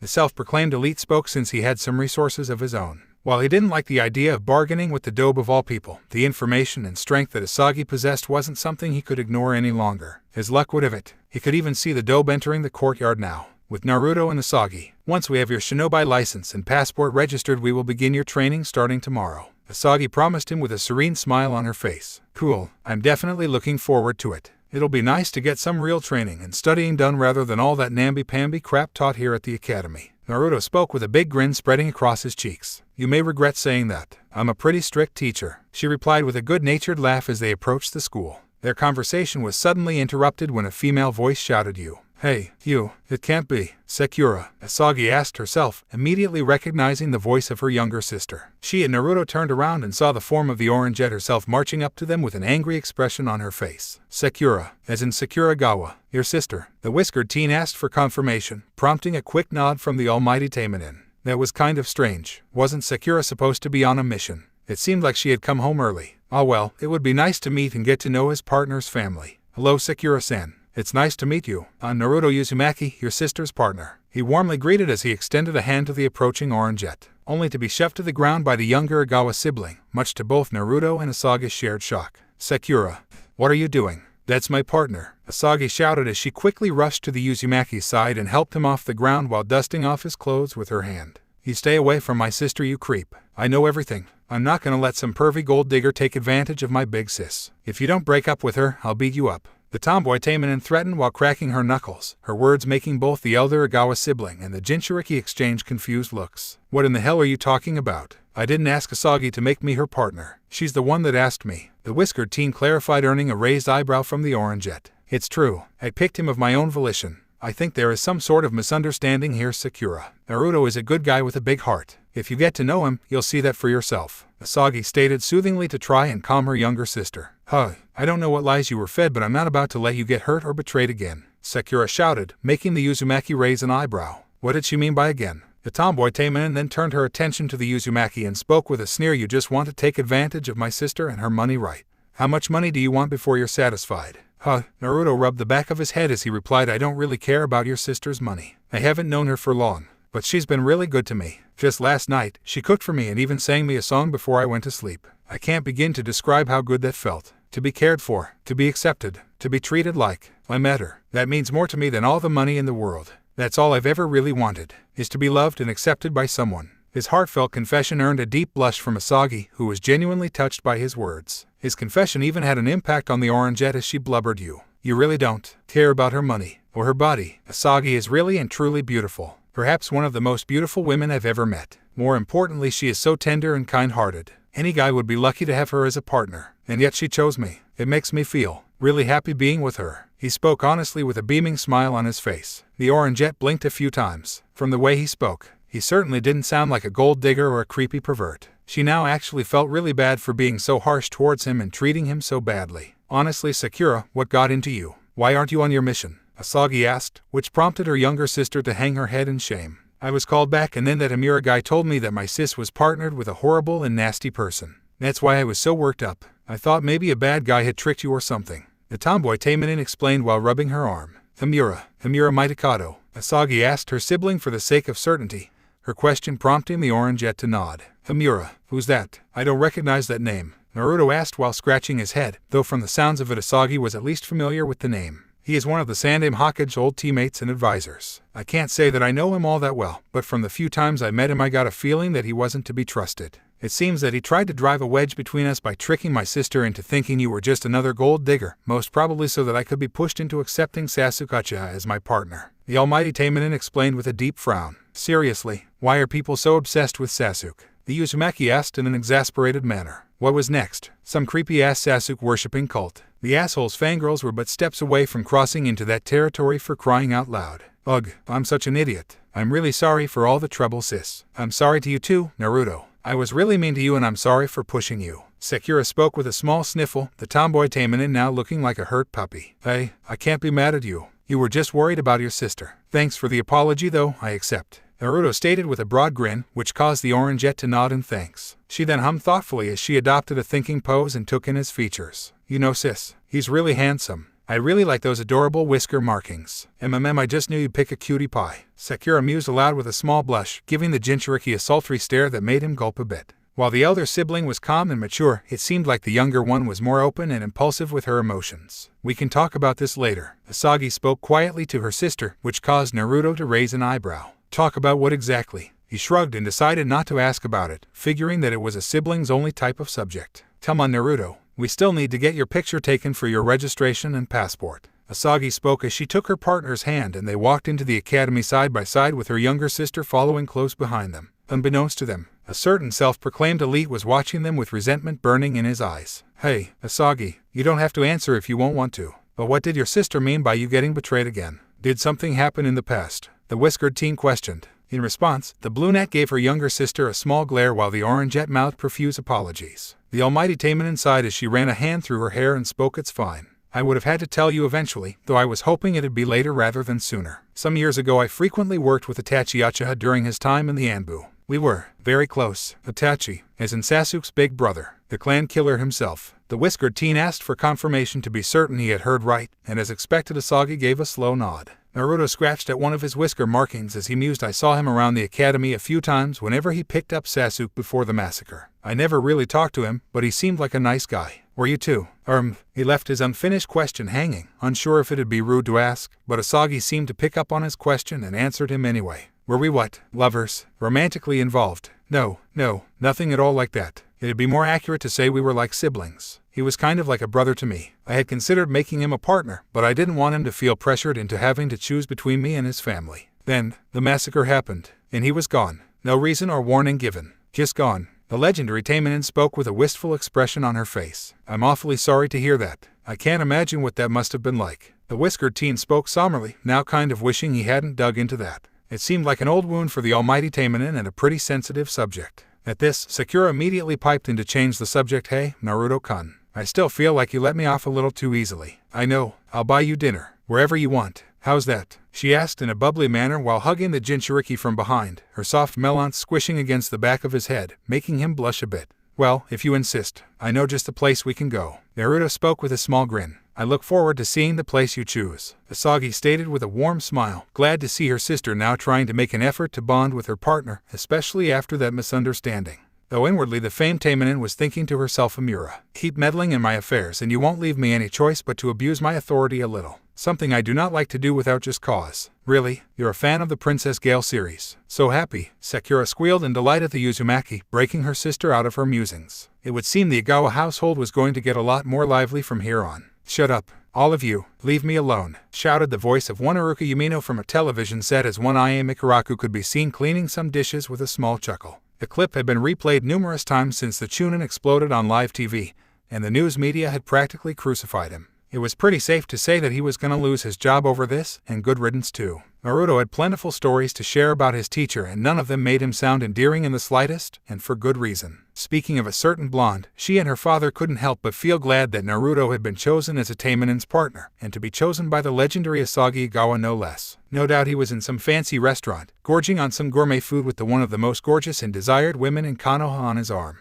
Hey, I am. Hey, old man Tuchai, shouted a very familiar voice as a trio of figures entered the ramen stand. Almost automatically the waitress put on her most charming smile and greeted welcome to Ikai. She paused midway as she registered who exactly had entered and saw the form of Naruto himself, accompanied not by one, but by two women, the famed Igawa siblings. HHH. The waitress yelled in surprise, her eyes almost bugging out of her head at the sight. Why, Naruto-kun, the Igawa sisters, in my shop. I could die happy, Tuchai shouted as he cried animal tears at the fact his humble ramen stand had been graced by the presence of such famed celebrities. So, you could have chosen anywhere you wanted, but chose this place, huh? I wasn't expecting this. Sakura spoke with an amused grin as she set herself down on a stool with her sister and the whiskered teen doing the same. You won't find better ramen anywhere else. Besides, the Ikarakus have always been good to me. Even spotted a few bowls for me when I was short on money. I'll never forget about that. The whiskered teen replied with a nostalgic smile, earning a gushing owa from the orangeette. The Ikarakus managed to break out of their stupor with the ramen chef stating, we heard about you getting picked on the news, Naruto-kun. Congratulations. You made the big time. The whiskered teen chuckled as he nodded and then said with a broad grin, that's not all. I finally got my shinobi headband and license registered. He then pointed towards the headband that was tied around his arm and produced his license to the Ikarakus, the picture depicting the blonde standing with his arms crossed and a serious expression on his face. Truthfully, I kinda wanted to put on some kabuki-style makeup to really mark the occasion and stand out. Naruto added as he pocketed his license, his words earning an eye roll from his partner. It would have stood out all right in all the wrong ways. If you want people to take you seriously as a shinobi, then you need to treat the position and all that it entails seriously as well. Remember, a person's reputation means a lot in the shinobi world. You want to have a reputation for being reliable and trustworthy, yes? Asagi asked him, which made the young blonde nod his head in understanding. I got it, he muttered sheepishly, with the Igawa siblings giggling a little. So what's good here? Any recommendations, Naruto-kun? Sakura asked since she had never visited this place before. She was kind of eager to see just how good the ramen was here. You can't really go wrong with anything here, though I think the miso ramen is good for first-time visitors. At any rate, old man, hook me up with the Uzumaki Grand Special. The whiskered teen spoke excitedly with a large grin. Wait, you'd have a ramen bowl named after you? Asagi asked with a raised eyebrow, her question making the Ikarakus laugh a little in response. Naruto-kun has been a regular of ours for years. To commemorate his patronage, we named a ramen bowl after him in his honor, Tuchai explained with a hearty chuckle. Ooh, sounds interesting. I want one too, Sakura spoke while clapping her hands excitedly. I shall have one as well, Asagi requested, then she raised an eyebrow upon noticing the hesitation in the father-daughter pair. Ayan cleared her throat and asked, are you sure about that? It's a big bowl, like really big. The sisters tilted their heads a little in confusion. A big bowl? Just how big could it possibly be? Ignoring the warning, they confirmed that they wanted the Uzumaki special as well. Barely a few seconds after placing their order, the Uzumaki himself was snickering quietly to himself. You might regret that, he warned with a sly smile, making the siblings' sweat drop. What could possibly be so daunting about a bowl of ramen? They received their answer minutes later when the Ikarakus planted 3 enormous bowls before them. The sight made the two sisters' eyes widen in shock. There seemed to be enough in just one bowl to feed at least 10 people. Goodness, now I see why the grand part was added, Asagi muttered, suddenly feeling a little intimidated by the massive serving. Could Naruto seriously eat this whole thing? That didn't seem physically possible. Quite the specimen, eh? It's something of a challenge we started here. Anyone who can finish the whole bowl gets it for free, Tuchai explained with a proud smirk, a little twinkle shining in his eye as he then added, only 2 people have ever been able to accomplish this feat. One of them being Naruto-kun himself. Who's the other one? The Jinchuriki asked since he was unaware that someone else was capable of performing this task. At his question, Ayan giggled and spoke, sorry. That's a secret, feel free to guess though. Naruto shrugged his shoulders as he began to dig into his bowl with gusto while the Igawa sisters glanced down at their own bowls. Sakura slapped both of her cheeks before grabbing a pair of chopsticks for herself before shouting, Yosh. The Igawas don't back down before a challenge. Come on sis, let's conquer this monster of a ramen bowl. Asagi smirked in amusement as she too grabbed her own pair of chopsticks and replied confidently, let's do it. The Orangette wasted no time in digging into her own meal, the older Igawa sister doing the same. To the sister's surprise, the ramen tasted amazing. It had a spicy kick to it that was just balanced enough to where the spiciness didn't overpower the rest of the ingredients. Asagi especially liked the pork slices and the shrimp. The broth was also pretty good, having a nice thick and meaty taste to it. After several minutes of eating, the sisters finally felt like they had reached the halfway point, only to realize that they hadn't even gotten a quarter of the way through their bowls. There is still more, Sakura whimpered, her previous confidence slowly draining away as she stared at the seemingly bottomless abyss that was her ramen bowl. We mustn't retreat. Keep at it, Asagi spoke encouragingly as she began eating again, Sakura doing the same. Their pace was far slower than before. Each time they finished a mouthful, their bodies screamed at them to stop. However, their pride refused to let them quit. Meanwhile, the Uzumaki himself was nearly finished with his own meal. The Ikarakus were used to seeing him demolish bowl after bowl, and thus didn't seem surprised in the slightest. The Taimanin were putting on a brave front, but it was obvious they were steadily losing steam. I don't understand it. Why isn't he having trouble with this? Sakura whispered to her sister, a hint of bitterness present in her tone. Asagi looked like she wanted to say something but then decided against it. Seriously though, just how was he able to keep going? Was his stomach connected to some sort of pocket dimension?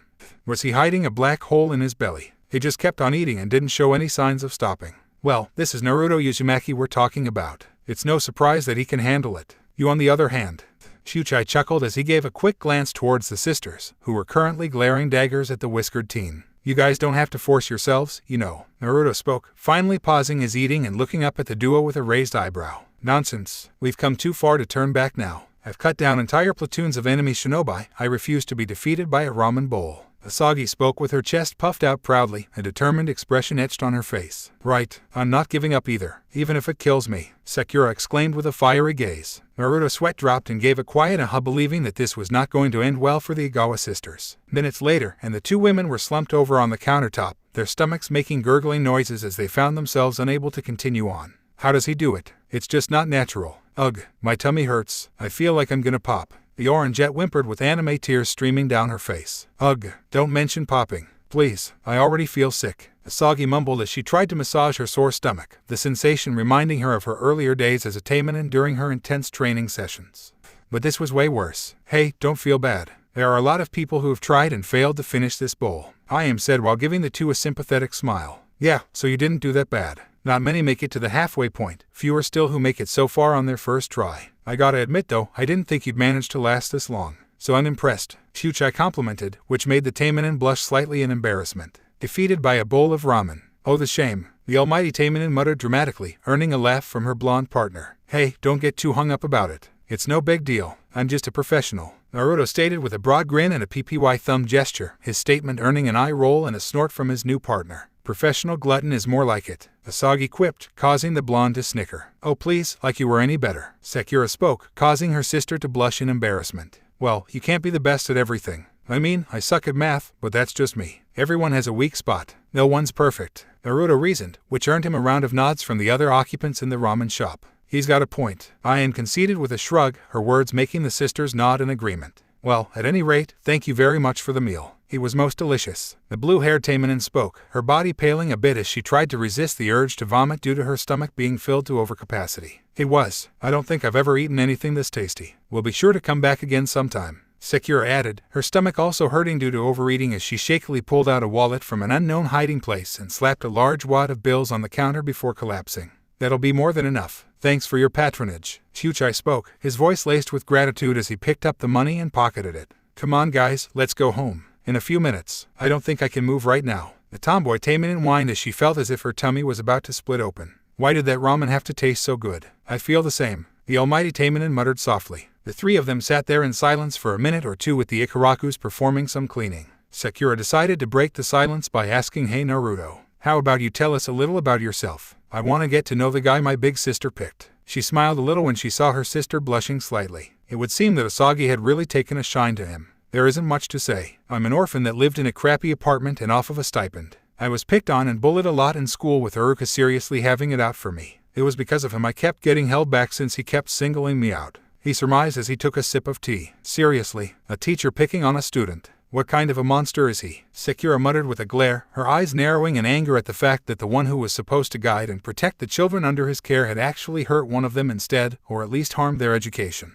That one right there, the whiskered teen stated while jabbing a finger in the direction of the overhead television, which was still replaying the moment the Chunin exploded on live TV. Oh, the Orangette replied simply with her face blank before her eyes lit up in recognition. Oh, wait a sec. I saw him in the Hokage's office when I got back to the village. I didn't hear everything, but it sounded like the Sandaime was chewing out this Uruka guy. Really? The young blonde asked curiously, his eyebrow arching up at this new bit of information. Yup, I didn't catch it all, but I definitely heard the words grudge and incompetence. If I don't know any better, I'd say that someone's gonna be getting the boot. Or worse, the Orangette snickered, a rather cruel gleam flashing in her sapphire orbs. Well, he deserved it. Anyways, I gotta ask, what kind of training are we gonna do, Asagi? I want to learn everything that you can teach me, the young Jinchuriki stated. He was determined to become stronger not just for his sake, but for those he cares about. Additionally, he also wanted to be useful to Asagi as well. I believe it would be prudent to start off by practicing with the weapons you shall be receiving. I also recall you mentioning that you need some practice in Taijutsu.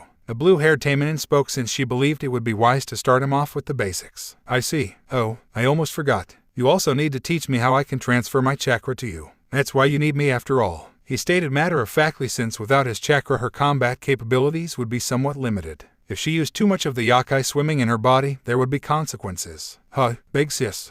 You haven't told him, Sakura asked with a raised eyebrow, earning a confused look from the Uzumaki. Told me what? He questioned, his eyebrows furrowing a bit, recalling that the last time he had asked, Asagi had been rather evasive about it. Can we please save this conversation until we get home? It isn't something that should be discussed openly, the Almighty Taimanin implored, making the younger Taimanin sigh and nod her head. Okay, fine, sorry, Sakura muttered softly as she slumped over a bit, causing the Jinchuriki to sweat drop. Just what the hell was she talking about? From the sounds of it, it was a sensitive topic. Not to mention Asagi seemed a little embarrassed about it. Why, was he missing something? I'll tell you everything once we're home, the blue-haired woman stated with a soft sigh, causing the young Uzumaki to give a nod of acknowledgement, accepting her promise. You two feeling better now? He asked out of concern, noting that the sisters were no longer slouched over and were instead sitting straight up. Yeah, my tummy feels a little less full. We should be able to head home now, the tomboy Taimanin declared as she pushed herself up to her feet, her older sister following her example. All right, let's get going then, Naruto said with a small smile, his gaze lingering on the beautiful Taimanin, taking a moment to admire the way her blue hair gently swayed with each movement. He shook his head a bit to clear his thoughts before standing up as well and followed the duo out of the shop. Have a safe trip home, Kyuubi spoke as he and his daughter waved as the trio began their walk back to the Igawa residence. It wasn't long before they reached the gates of the Taimanin district where a guard was stationed at the gate. This time it was a woman carrying a naginata with dark brown hair, an impossibly large bust and a black ribbon that resembled rabbit ears. Naruto, this is Mizuki Shiranui. Nui-chan, this is Naruto, my partner, Asagi introduced with a gentle smile, causing the teen in question to blush a bit from the warm greeting. Partner, ooh, Asagi has finally found someone, Shiranui remarked, her eyes taking on a playful gleam as she gave a knowing smile and took in the Jinchuriki's features before adding my. He's quite a young one, a handsome boy as well. She giggled as the boy blushed even harder. Oh, stop it, you're embarrassing him, the blue-haired Taimanin chuckled, giving the woman a soft slap on the arm. It's a pleasure to meet you, the blonde spoke with a bow, not wanting to offend the Taimanin. The pleasure is all mine. Now then, passports, Shiranui requested, prompting both the Igawa sisters and Naruto to produce their passports for entry. After a quick inspection, the Naginata user nodded in acceptance. Everything appears to be in order. Have a pleasant day, she said with a friendly smile, opening the gate for them and allowing them entry. We will. Goodbye, Nui-chan, Sakura replied, the trio waving goodbye as they walked through the open gate. She seems nice, Naruto commented once the gates closed behind them. This reminded him, sooner or later he'd have to get to know his neighbors. From what he could see, a lot of Taimanin were really nice or at least decent sorts of people. But Shiranui is a reliable one and very strong. She also has a daughter, Yukikaze. I think you'll like her. The Almighty Taimanin spoke as they entered the Igawa residence at long last. After removing their footwear, Sakura moved onto the couch and stated, okay Asagi, you know the drill. There's no procrastinating now. You gotta have the talk with Naruto. The Orangeette added the last part in a warning tone. The brunette said nothing to her younger sister and instead gently took her young partner by the wrist and guided him to their bedroom. She shut the door and locked it behind her to ensure they had some privacy. Not that she expected her sister to eavesdrop, but more likely it was out of habit. Okay, I've been dying to know. What the heck did she mean by the talk? Naruto asked, his curiosity reaching an all-time high. Just what in the heck was going on? Why did Asagi seem like she desperately wanted to avoid the subject? Asagi sighed before speaking. I've been wanting to wait until the time was right, but I suppose this is as good a time as any. I was hoping to hold off on this since I didn't want to force it down your throat, she muttered while brushing aside some of her hair as the blonde teen deposited his bags of recently purchased casual wear off to the side. Please tell me this isn't going to be a birds and bees thing. I already went through that once, and that was the most embarrassing, cringeworthy, and painful 30 minutes of my life. Please don't make me go through that again. I'm begging you, he pleaded, his face flushing at the memory. Don't worry, that's not what this is about. At least, it isn't really that sort of talk, the Almighty Taimanin stated calmly, making him breathe a sigh of relief. The truth is, well, in order to transfer your chakra to me, the most efficient method is, well, through sec. She forced out the last part, her face flushing a deep crimson as she seemed almost ashamed by this fact. Wait, seriously? He asked, his eyes widening at the news. That was unexpected. Unfortunately, yes, Asagi confirmed with a soft sigh, her cheeks still flushed. As you know, we Taimanin cannot naturally produce chakra by ourselves. That is why we need a partner to transfer their chakra to us. The most efficient means is absorbing our partner's chakra through their semen," she explained, her face still burning bright red. "Oh, wow, so you were afraid of how I would react if you told me about this?" he guessed, his brain still processing this new bit of information. "Yes," she answered honestly. "I understand that you're probably upset, or at the very least, uncomfortable. I wanted to ease you into it instead of, as I previously mentioned, forcing it on you. Then my sister had to go and tip you off. This isn't something we Taimanin speak of openly. Imagine if this became public knowledge. Every pervert for miles around would come banging on our doors to take advantage of us," the brunette explained with a shudder. "I can see your point. It's all right. I'm not angry or upset, I was just surprised. I can understand why you were hesitant to talk about it," he stated, his words earning him a relieved sigh from Asagi. It seemed he was taking this news in stride. "Thank you. I'm sorry. This must be a lot to take in." The blue-haired warrior spoke, her embarrassment fading somewhat as her heart began to race a bit. The young Uzumaki's reaction was the polar opposite of what she had been expecting. She was sort of expecting him to lash out or be upset at this news. She was afraid that he may think he was being taken advantage of somehow. He was taking it rather well, all things considered. In Naruto's eyes, it all made a lot of sense now. Why Taimanin were so selective of their partners, why they were so protective of their privacy and territory, and why Asagi initially dodged his questioning when he first arrived. She didn't want to burden him with such a thing. She wanted to wait until the time was right for him, to explain in a way that would not overwhelm him, but now her hand had been forced. At the very least, it was now done and over with. "I would understand if you wish to sleep separately. I'll understand if this is too much for you." It's only natural that Asagi was cut off as the blonde pulled her into a sudden hug, his warm embrace silencing her. "Asagi, it's okay. I already said that I'm not mad. I'm not going anywhere. You've been nothing but kind to me and I'd like to return the favor. So don't worry, I'll be here for you, always," he said softly as he felt her relax and return his embrace. "Thank you, Naruto. You have no idea how much this means to me," she replied, tears threatening to spill from her eyes. His acceptance and compassion was like a balm for her soul. To feel a warmth that she hadn't felt before, to have a person in her life that she could truly trust and depend on despite the fact they had only known each other for a short time. She had chosen very well indeed when she made Naruto her partner and gave the oath of marriage. They embraced for a few moments before they broke it off and each took a step back. "So, is there anything else I should know? Wouldn't it be possible to transfer my chakra through, say, skin contact?" the whiskered teen asked curiously, his question earning a small chuckle from his partner. "Not right now, no. Though, we will have to begin your training as soon as your equipment arrives. I'll let you decide which weapon you would like to practice with first.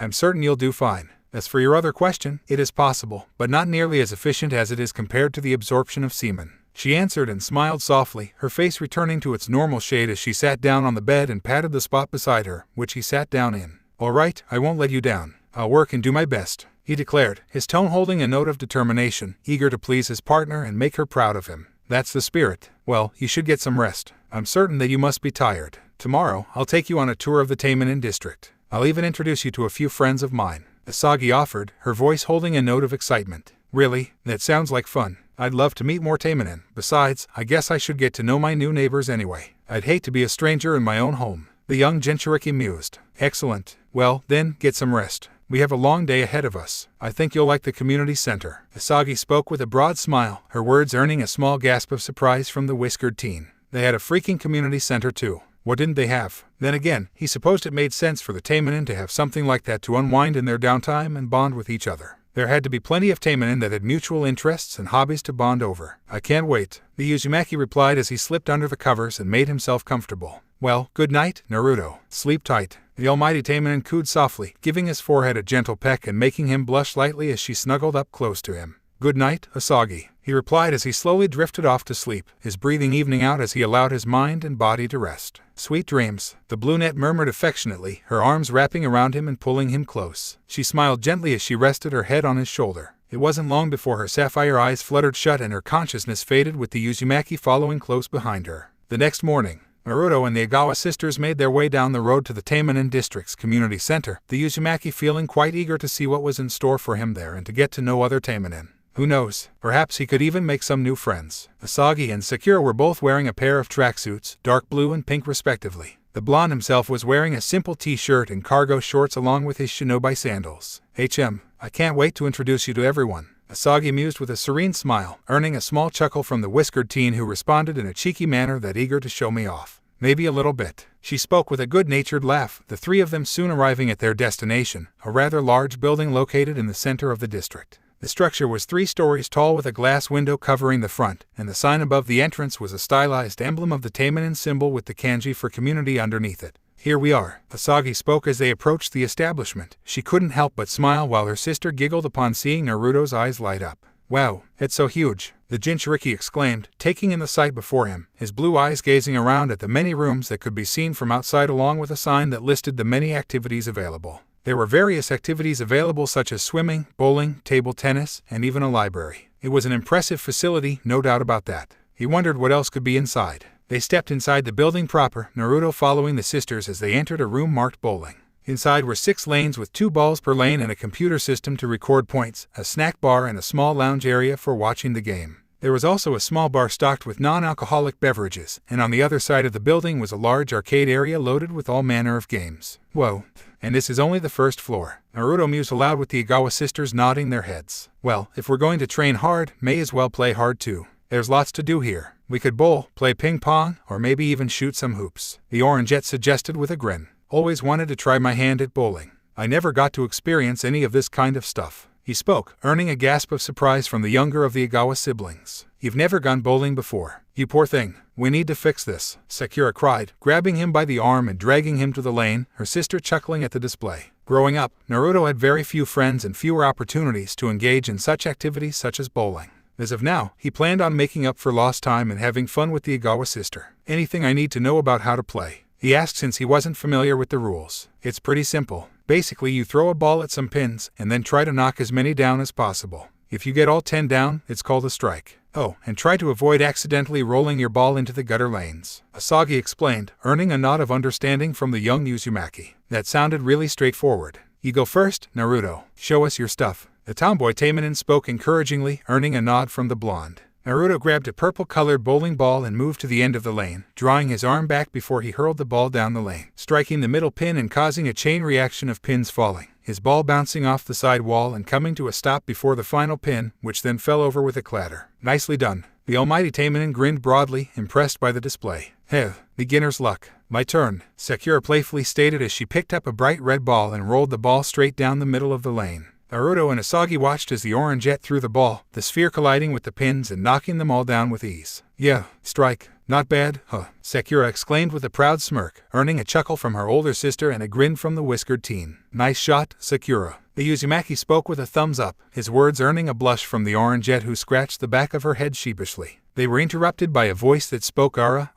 It seems you're having fun. The trio turned and were met by the form of Shiranui, who had a gentle smile on her face. She was accompanied by a girl that Naruto didn't recognize. She looked about his own age with tan skin, long brown hair and purple eyes. Ah, Nui-chan. Nice to see you. Oh, I see Yukikaze is with you. Asagi greeted the woman warmly, turning her attention to the girl with the violet eyes who had a soft smile on her face. Naruto-san, this is my daughter, Yukikaze. Shiranui spoke as she introduced her child to the whiskered teen. He blinked his eyes a few times and looked between the mother and daughter pair.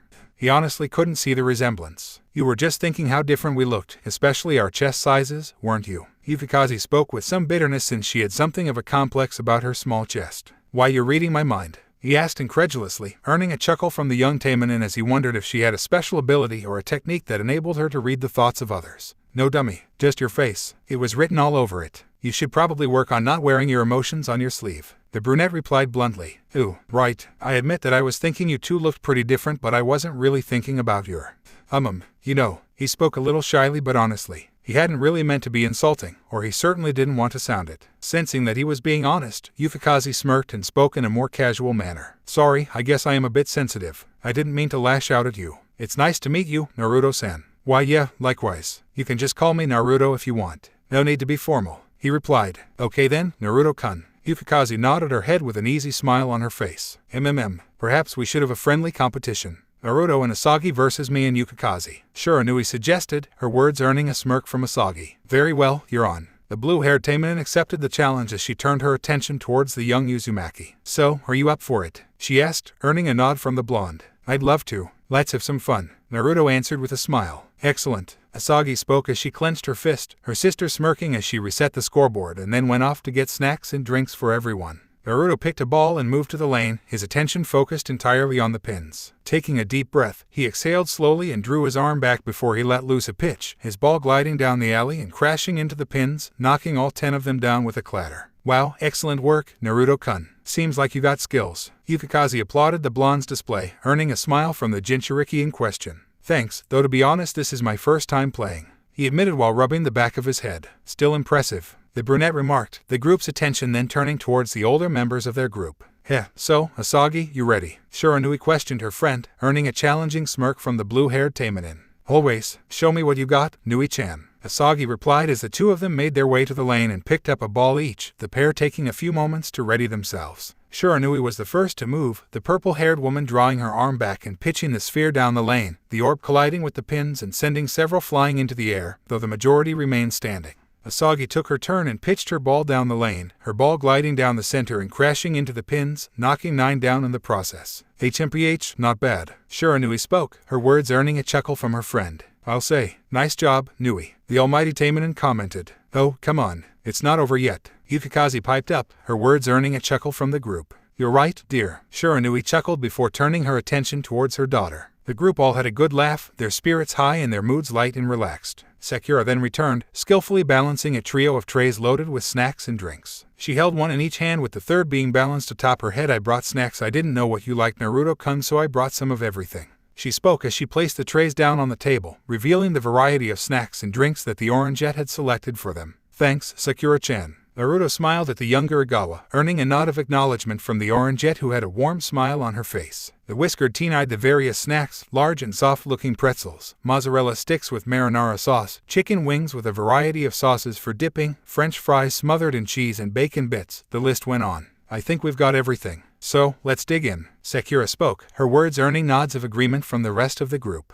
Each of them grabbed a drink and snack, enjoying a small break from their game. As they ate and drank, the group talked and laughed, a warm atmosphere enveloping them as they conversed. So, how are things going with your new partner, Naruto-kun? Any trouble adjusting to the lifestyle? Shiranui asked curiously, earning a smile from the Uzumaki. Nah, things are good. We're getting along well. Heh, Asagi has been kinda spoiling me a bit. Though the sudden change in lifestyle is a bit overwhelming, Asagi has been trying to help me ease into it. I look forward to training with her soon, he replied. Ah, glad to hear it. Still, be careful out there. Things can go awfully wrong very quickly. Shiranui spoke in a warning tone that came off as unusually strong. There was a pained expression in her eyes as well. Is something wrong, Shiranui-san? The whiskered teen asked curiously.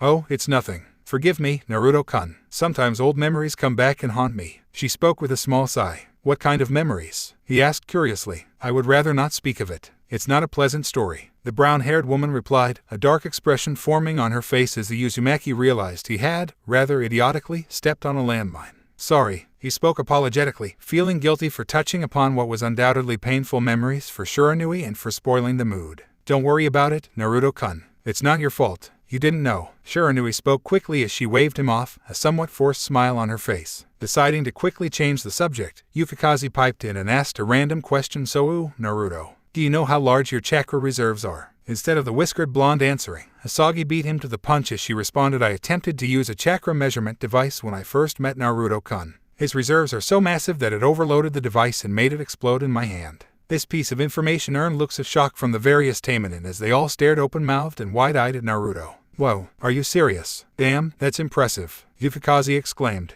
I don't doubt that. I'm willing to bet his reserves are far greater than those of even a cage-level ninja. Asagi spoke with a slight giggle. Well, good-looking, kind-hearted and massive chakra reserves. No fair. You really lucked out on this one, sis. I'm kinda jealous now. If you hadn't snatched him up, I definitely would have. The tomboy Taimanin whined with anime tears in her eyes. Sakura-chan, it's not nice to say stuff like that. Naruto huffed, his face a bright shade of crimson as the young Uzumaki averted his gaze. Well, I wasn't lying. I definitely would have tried to claim you, if my sister hadn't already taken you. Sakura spoke honestly. Thanks, Sakura-chan. He stuttered out, unsure of how to respond, earning a grin from the younger of the Igawa sisters. He glanced at Asagi, who seemed unbothered by her siblings' words and instead seemed to be smiling as she gave her partner a little reassuring wink. Come to think of it, I don't remember seeing you around at the academy whenever I went there looking for a partner. The Orangeette mused, earning a sigh from the Jinchuriki. Probably because Uruka was trying to keep me out of sight and mind, fearing that I might get picked and then finally get out from under his thumb. The prick, Naruto muttered bitterly. Ma, let's not hover over this subject.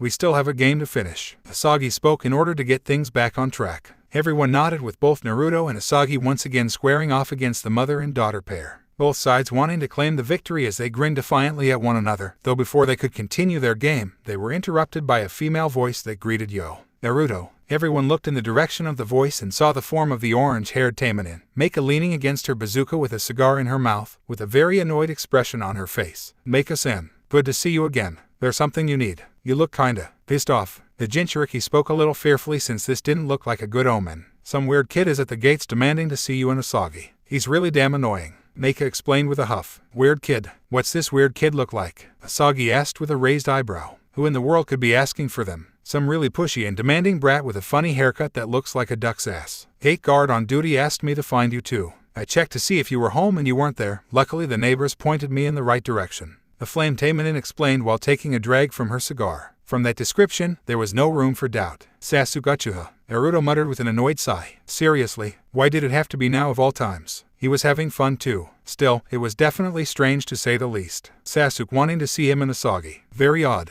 Aside from the countless times they were paired up in class spars, the Uzumaki knew that he never made so much as a blip on the Uchiha's radar. And Sasuke had never shown interest in a member of the opposite sect before, not even in Asagi Igawa herself. What changed now? I'll handle this. Sakura, you mind taking my spot? The whiskered teen asked, earning a nod from the orangeette who had a PPY grin on her face. No problem. I'll be sure to defend your honor, Naruto-kun. Sakura exclaimed as she picked up a green bowling ball and moved over to the lane to take his place, though Asagi had a look of some concern. The Almighty Taimanin pursed her lips for a moment and asked Naruto, do you want me to go with you? Something feels off. She had a strong feeling that things weren't going to go smoothly, and she wanted to be at the blonde's side to prevent any unnecessary violence. Appreciate the thought, but I can handle this by myself. Though before I go, I gotta ask, do you think this might involve Itachi? That's the only viable reason I can think of that he'd be asking for you, given what you told me before. The whiskered teen asked since there were only two things that could possibly pique Sasuke's interest, power and Itachi. Maybe, I'm unsure. I never really interacted with Itachi's family and I don't think he ever made mention of me, at least not directly to them. I think he was afraid that his father might have tried to push for some sort of political marriage between me and Itachi. Asagi answered, which made her young partner give an awe of understanding.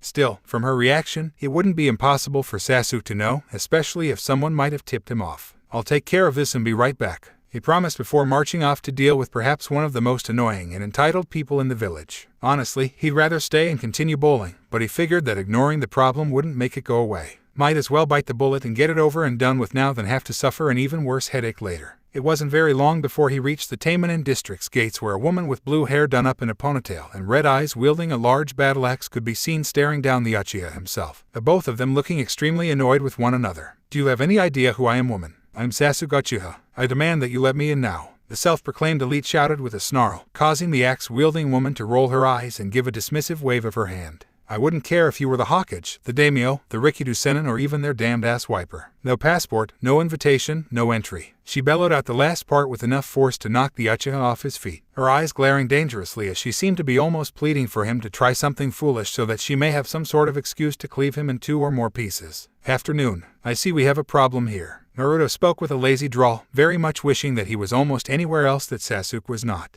The gate guard turned towards the whiskered teen and spoke to him in greeting. Hello. I am Yatsumurasaki. I take it this is a friend of yours. She asked the last part with a somewhat judging tone to it, prompting the blonde to shake his head. He's no friend of mine. Just a nuisance I can't seem to shake off for some reason. Naruto explained, which earned a slow awe of understanding from the ponytailed Taimanin, who now gave him a pitying look. Where's that Asagi woman? I asked for both of you, Sasuke asked in a demanding tone as he crossed his arms. Kami, just hearing that entitled voice of his made the Uzumaki want to puke. She has more important things to deal with, was all Naruto said on the matter as he glared at the Uchiha. After a few tense moments of silence, the Avenger scoffed and said, whatever. You're the only one I really need anyway. Let's talk. The Jinchuriki raised an eyebrow, wondering what the Uchiha wanted to talk about. He was definitely up to something, no question. He then decided that it would be best to invite him inside. Not only did the Uzumaki feel safer in the Taimanin district, he was certain that if the Uchiha tried anything in here, then the other Taimanin would step in to maintain order. He recalled seeing a small park nearby where they could talk. It was private enough where they could speak openly, but also public enough that would make him feel safe. Come on then. Let's talk then. Inside. Sorry for the trouble, Murasaki-san. The Uzumaki spoke, directing the last part to the gate guard, who simply nodded and allowed the Uchiha to pass upon Naruto's invitation. But her eyes never left the Uchiha as the two boys made their way towards the nearby park.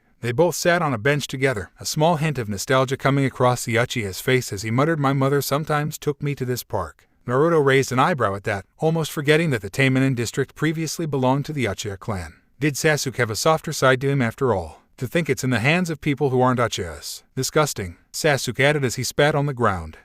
There was that Uchiha arrogance. What do you want, Sasuke? Tell me what it is that you want and then get the hell out, Naruto demanded impatiently. The sooner this was over with the better. Fine then, I want you to break it off with that Asagi woman, the raven-haired youth stated bluntly, which earned a shocked and confused expression from the Jinchuriki who could only give a confused biwa sound. Sasuke then continued to speak, a worthless loser like you isn't worthy of her. I however can make good use of her. Naruto narrowed his eyes as he spoke angrily. Make good use. She's a person, not a tool. Why do you care anyway? You have never shown an interest in any girls or women before. What the hell changed? She worked with my brother. She knows him, his power, his technique. With her at my side, I'll have an advantage against him, the Uchiha explained, making the Jinchuriki grimace. So that's how it was. Figures. It all loops back to Itachi. Of course Sasuke wasn't interested in Asagi as a woman or as a person. She was just a tool for him to take advantage of and then probably discard when he had no more use for her. Of course I don't expect you to do this for free. You'll be compensated. I can pay you, or is it jutsu that you want? The Uchiha added with a raised eyebrow, hoping to tempt the Uzumaki away from his partner. No, was all Naruto stated as he almost leapt off the bench, his hands stuffed inside of his pockets as his body trembled with rage. No? What do you mean no? Sasuke angrily demanded as he got within the Jinchuriki's personal space, their faces now mere inches apart. Do I really need to explain? The answer is no. No. I'm not leaving Asagi. Not for money and not for ninjutsu. If you want intel on Itachi, you could try simply asking her nicely, like a normal or decent person. But no, that is too much for you, is it? You gotta be some asshole that takes things from other people just to make yourself feel better. Well, guess what? I'm not a FC King sellout, Sasuke, Naruto shouted as he shoved the Uchiha back to get him out of his face. Sasuke reared his fist back as if ready to punch the Uzumaki and only just barely held himself back from throwing said punch as he yelled out, what can she give you that I can't?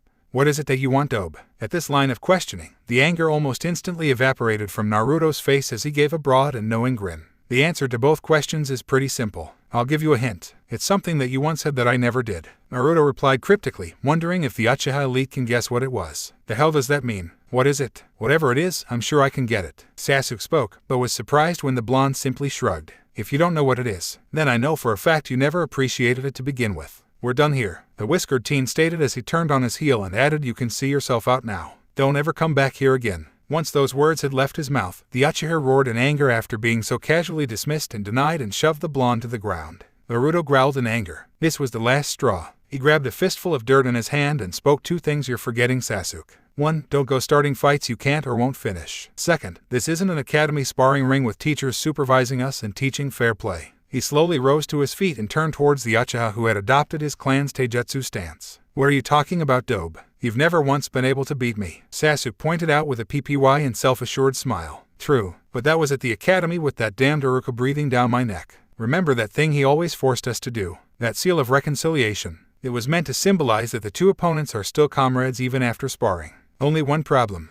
You are no comrade, Naruto shouted as he threw a fistful of dirt into Sasuke's face, the cloud of dust stinging the Uchiha's eyes as he clasped his hands over them. Naruto then grabbed the Uchiha by the high collar of his shirt and slammed his forehead directly into the bridge of Sasuke's nose, creating a satisfying crunching noise. He then swung his knee directly into the family jewels of the Academy's golden boy, which caused the self-proclaimed Avenger to double over, giving the blonde the chance to throw him face first into the bench they had sat on, causing the raven-haired boy to slam hard against the metal armrest. While it was true that Naruto couldn't win in a straight-up fight against the Uchiha given the elite's proficiency in his clan's taijutsu and various fire techniques, the Uzumaki could still land a few shots on him if allowed to fight dirty. That was something that Uruka never did teach. That fair play is irrelevant in a life-or-death fight. You bastard. I'll kill you. I'll FC King kill you for this. Sasuke almost screeched as he used one hand to try and stem the bleeding from his nostrils and used the other to attempt to rub the dirt from his eyes. Yeah, try it, Sasuke. I promise you that it won't be like our academy days. I also promise that if you ever become between me and Asagi again, I'll take a red-hot poker and burn your eyes out of their sockets. Won't be such a big shot without them, hey. And if that doesn't get you to leave me and Asagi alone, then I'll kill you. I swear it, Naruto promised in a cold and detached voice, an eerie gust of wind blowing past the two.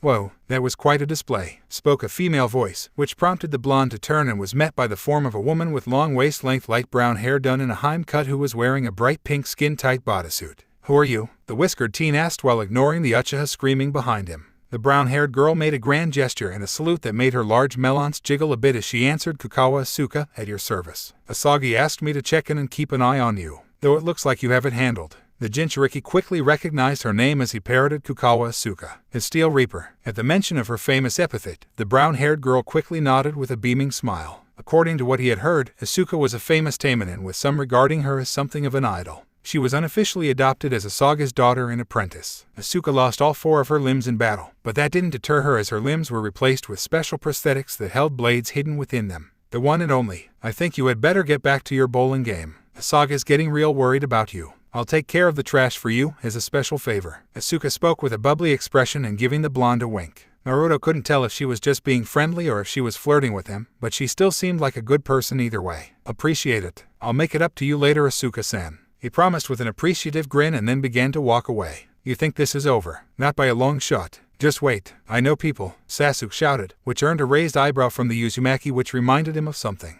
One of those people. Their name happened to be Himura Mitokado. Naruto asked, wondering if this incident was connected with what happened with Sakura when she initially greeted him with hostility. The Uchiha didn't answer as he simply spat at the blonde's feet. Whatever, I'll find out sooner or later, the blonde promised with a small snarl as he gestured towards Asuka. She nodded and kicked the Uchiha across the jaw, knocking him unconscious as she dragged him away towards the Taimanin district's gates to toss him out. As the Jinchuriki made his way back to the community center, he couldn't help but wonder why people just couldn't leave him be and let him be happy. It was almost as if someone or several someones were trying to control every aspect of his life. Or was that just his imagination? Was he just being self-centered and selfish? He wasn't sure exactly. But one thing he did know was that he enjoyed being with Asagi. She made him happy, and anyone who tried to force them apart would pay very dearly. Within the Taimanin's community center, the Igawa sisters were currently neck and neck with the mother-daughter pair of Shiranui and Yukikaze. The elder Igawa sister was having difficulty concentrating on the bowling match as she felt deeply concerned for her partner. While she knew that Asuka would be able to handle the situation, she couldn't help but feel a sense of dread. Kami, she should have gone herself, for crying out loud. At least then she could have seen with her own eyes whether or not Naruto was okay. Her musing was broken as she heard a familiar voice say, "Yo, I miss anything?" Asagi turned and felt relief to see Naruto once again. She then noticed that it appeared he had been in a scuffle, though didn't look seriously hurt. "Naruto, what happened?" the Almighty Taimanin asked as she stepped forward and began dusting off his clothes, with her sister and the mother-daughter pair giving concerned looks. "Sasuke happened. He tried to buy me off so that I would leave you. I said no, so he pushed me. I guess he thought I'd roll over like a whipped dog or something, as most everyone else does for him. Then I gave him a few good shots before Asuka-san showed up. Thanks for sending her along, by the way," the Uzumaki explained as he sat down to take a sip of soda to quench his thirst. Asagi accepted his thanks, then questioned, "Sasuke wanted you to leave me. Why? I don't think I've ever seen him show any signs of interest in a female before." At her question, the whiskered teen answered he only wanted to pair up with you because of Itachi. "I think that maybe someone had tipped him off about your history with him or something. I asked him if that Amura guy had told him, but he didn't say anything. Ugh, that old fart again. Still causing trouble after he used that fake summons to bring me back." Sakura grumbled as she crossed her arms beneath her bust. "Hey, what did you say? What fake summons?" Naruto asked, since he didn't remember the Orangeette mentioning that part.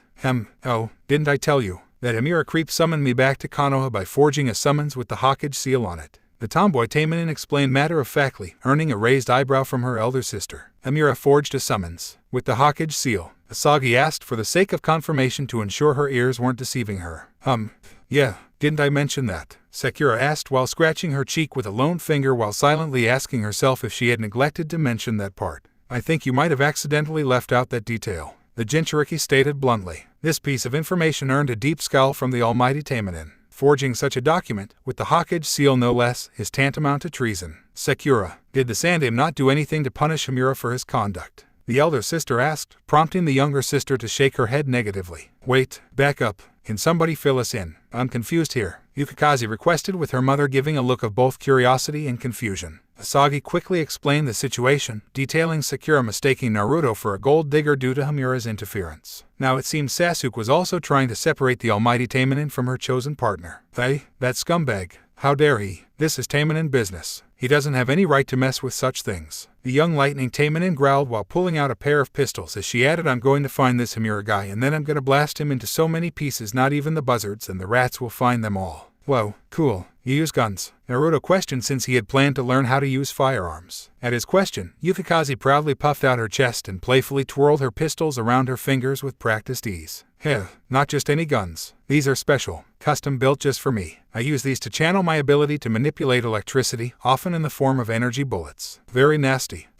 She explained with a flourish as the whiskered teen clapped his hands, clearly impressed by the display. "Amura, I bet you and your old teammate Koharu are behind all this. I'll need to have words with the Sandaime. This cannot stand, Asagi quietly thought to herself. She would be handling this one personally. She refused to allow these people to continue harassing her and Naruto like this. Naruto, I am going to have a word with the Sandaime about all of this and get everything straightened out. You have fun. I'll be back later. Sakura will take care of you. Asagi spoke, earning a nod of understanding from the whiskered teen. I got it. Thanks. Do you need anything from me? He asked, earning a shake of the head from the brunette. No, thank you though. Just enjoy yourself. You deserve to have some fun. She spoke in a reassuring tone before planting a quick peck on his cheek before departing, all the while trying to hide her killing intent. Sakura quickly sidled up to the Uzumaki and pulled him into a one-armed hug which caused his head to press up against one of her large melons. Looks like it's you and me, Naruto-kun. As Asagi told you, your new big sis Sakura-sama is gonna take good care of you. Your wish is now my command, she stated with a broad grin and a giggle. Don't forget, we still have a game to finish. One last set to be exact. It was Asagi's turn, so that means you'll be bowling in her stead, Naruto-kun. Sure, Inui stated with a small smile. The blonde teen checked the scoreboard and it seemed like he would need at least a spare to win the game.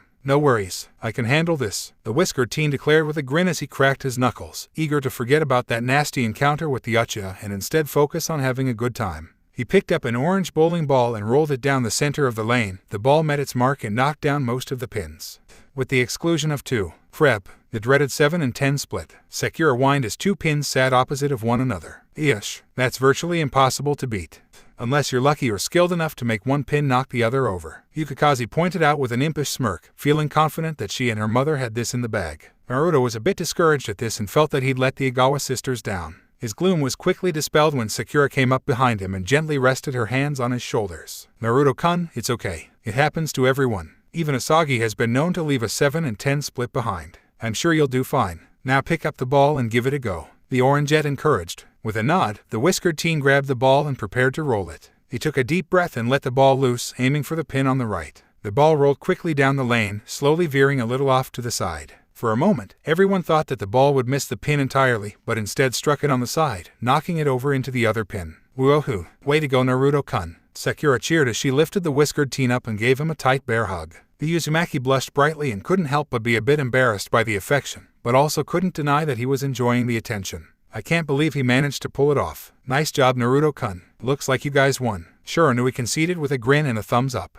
The Uzumaki couldn't help but chuckle as he replied, hee. Thanks, sure, Inui-san. I had fun. What should we do next? Anything you want to try, Naruto? The tan-skinned Taimanin asked with her mother giving a gentle smile to the young blonde. I'm not sure. Any recommendations? He asked, directing the question to Sakura, wondering what she might pick. The tomboy Taimanin thought for a moment and then suggested how about some ice skating. At that, the Uzumaki quirked up an eyebrow. Snow was exceptionally rare in Konoha since the weather was pleasant almost all year round. However, he was still quite curious about it and wanted to give it a try. I'm game if you are. He spoke excitedly, earning a small squeal of delight from the Orangette as she guided him towards another area that held an ice skating area. The place was a little chilly, but not unbearably so. After securing some skates and slipping them on, they entered the ring. Only for Naruto to discover that skating isn't as easy as it is depicted in the movies. Crap. He muttered to himself as he struggled to find his balance. Sakura giggled at his predicament and placed a hand on his shoulder. Here, let me help you, she offered, and the Jinchuriki nodded, accepting the assistance. She then gently gripped his hand and gave him a smile, helping him find his balance as she carefully guided him towards the edge of the ring where the railing was located. It's best to start off along the wall to find your balance before trying to go towards the center. Just focus on trying to go forward for now, she advised, earning a nod from the Uzumaki as he pushed himself forward. After a few moments, he was finally starting to find his rhythm and was even beginning to smile a little. See, you're doing great. Now come on and give me your hand. I'll help you. The Orangette spoke encouragingly as she stretched her arm out and grasped the blonde's hand. Naruto grinned and gripped the hand, allowing the older woman to carefully guide him across the rink. He had a small smile on his face, finding that this was actually a lot of fun. He chuckled with a merry expression on his face as he held Sakura's hand, a small blush on her face. His hand feels warm, and his smile. It makes me feel happy to see him smile. Is this how my big sister feels when she's with him? I wish I had that. The tomboy Taimanin thought quietly to herself, wondering when she would find her ideal partner. In the background, the Mizuki family watched from a short distance, the mother and daughter duo watching both Sakura and Naruto. They look so happy together. One would think that they were partners. I wonder, is that what it's like? To have someone to love and cherish. To have a worthy partner. Yukikaze mused to herself. She was still young, but even she desired a partner for herself. It can be the most wonderful feeling in the world, Yuki-chan. Shiranui stated with a nostalgic smile on her face as she observed Sakura supporting Naruto and guiding him along the ice. It kind of reminded her of happier times. She quickly shook her head to shrug off any depressing thoughts and put on a joyful smile as she and her daughter skated across the ice as well. After all, Shiranui wanted to ensure that everyone had a good time and not drag them down with her own pain and inner turmoil. Meanwhile, Hokage office. Hiruzen leaned back in his seat, sighing tiredly to himself after having finally finished all of his paperwork for the day. Honestly, who would have guessed that signing scraps of paper could be so damned exhausting?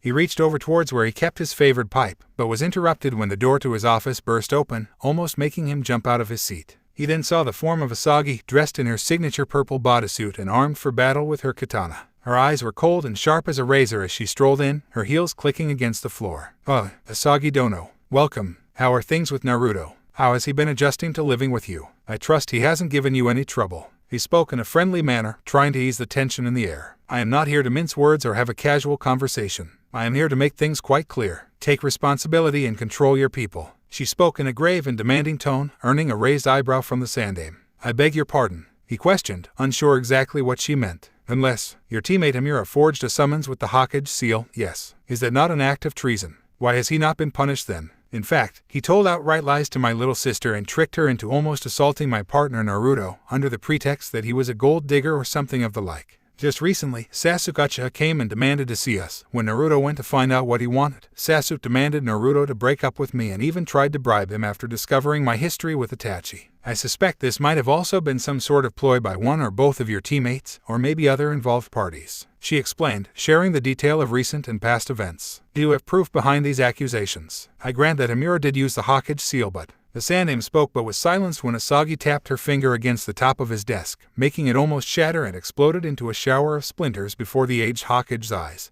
But nothing. You are the Hokage. Your job is to protect the village, enforce its laws and act as a guiding hand. A leader. Yet it seems you are content to let many things slide. It is no wonder many people are calling you things like soft or senile. She spoke in clear irritation, her presence now almost dominating the room as the Sandaime felt but a bare inch tall in her presence as she seemed to tower over him. If you cannot or will not control your people, then I shall handle things my way. This is your only warning. If this harassment continues or if you will not take action, then I shall have no choice but to declare my own candidacy as Hokage, she announced as she crossed her arms beneath her impressive bust. You, as Hokage, you never wanted to become Hokage. Hiruzen blubbered in astonishment. Was she being serious? Not once had Asagi ever expressed any interest in taking the Hokage mantle. True, I was never interested in taking a title that has practically lost its meaning. However, it seems that my hand has been forced. If it is for Naruto-kun's sake, I can and will become Hokage.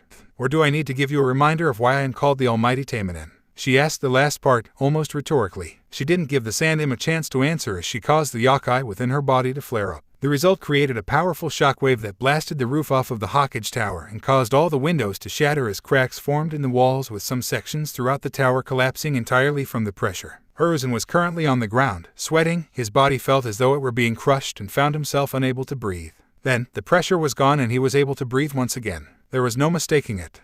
Asagi had just flexed a portion of her strength to make her point. It was often believed that her strength is so vast that not even the entire village would be enough to hold her back should she truly unleash her full power. It is no wonder that she is dubbed Almighty. Out of respect to you, I shall give you this one chance and one warning. Clean up your act as soon as possible and keep control over your people. Or else, she warned him once more before turning on her heel and leaving the Sandaime alone to absorb her words. However, despite her warnings, she believed that he wouldn't be able to follow through. Hiruzen was old and weak and had lost his spine. Spent too many years pushing papers, glad-handing, and playing politics. Too set in his ways to adapt to the times, trying to continue old and antiquated ideals that had no place in the real world. Everyone knew that the old man was soft. One could see it in how he handles his students. Orochimaru, a rogue ninja who was still very much at large. Jiraiya, a perverted peeping Tom that is infamously known to spy on women and sexually harass them with no real consequences, and a worthless spy master. Tsunade, wasting her talents by drinking and gambling and racking up more and more debt. If the Sandaime cannot handle his own students, how can one expect him to even handle a village? Hell, the only reason he did anything about Uruka was because it was a knee-jerk reaction due to the massive media coverage. The warning she had provided him was but a mere courtesy. It was now time to make preparations for a new Hokage. Asagi had always been content to serve as a soldier and guardian for the village, trying her best to distance herself from the politics. However, it seems that it was time for a different approach. Now may be a good idea to call up some old friends and cash in some old debts. Meanwhile, with Naruto,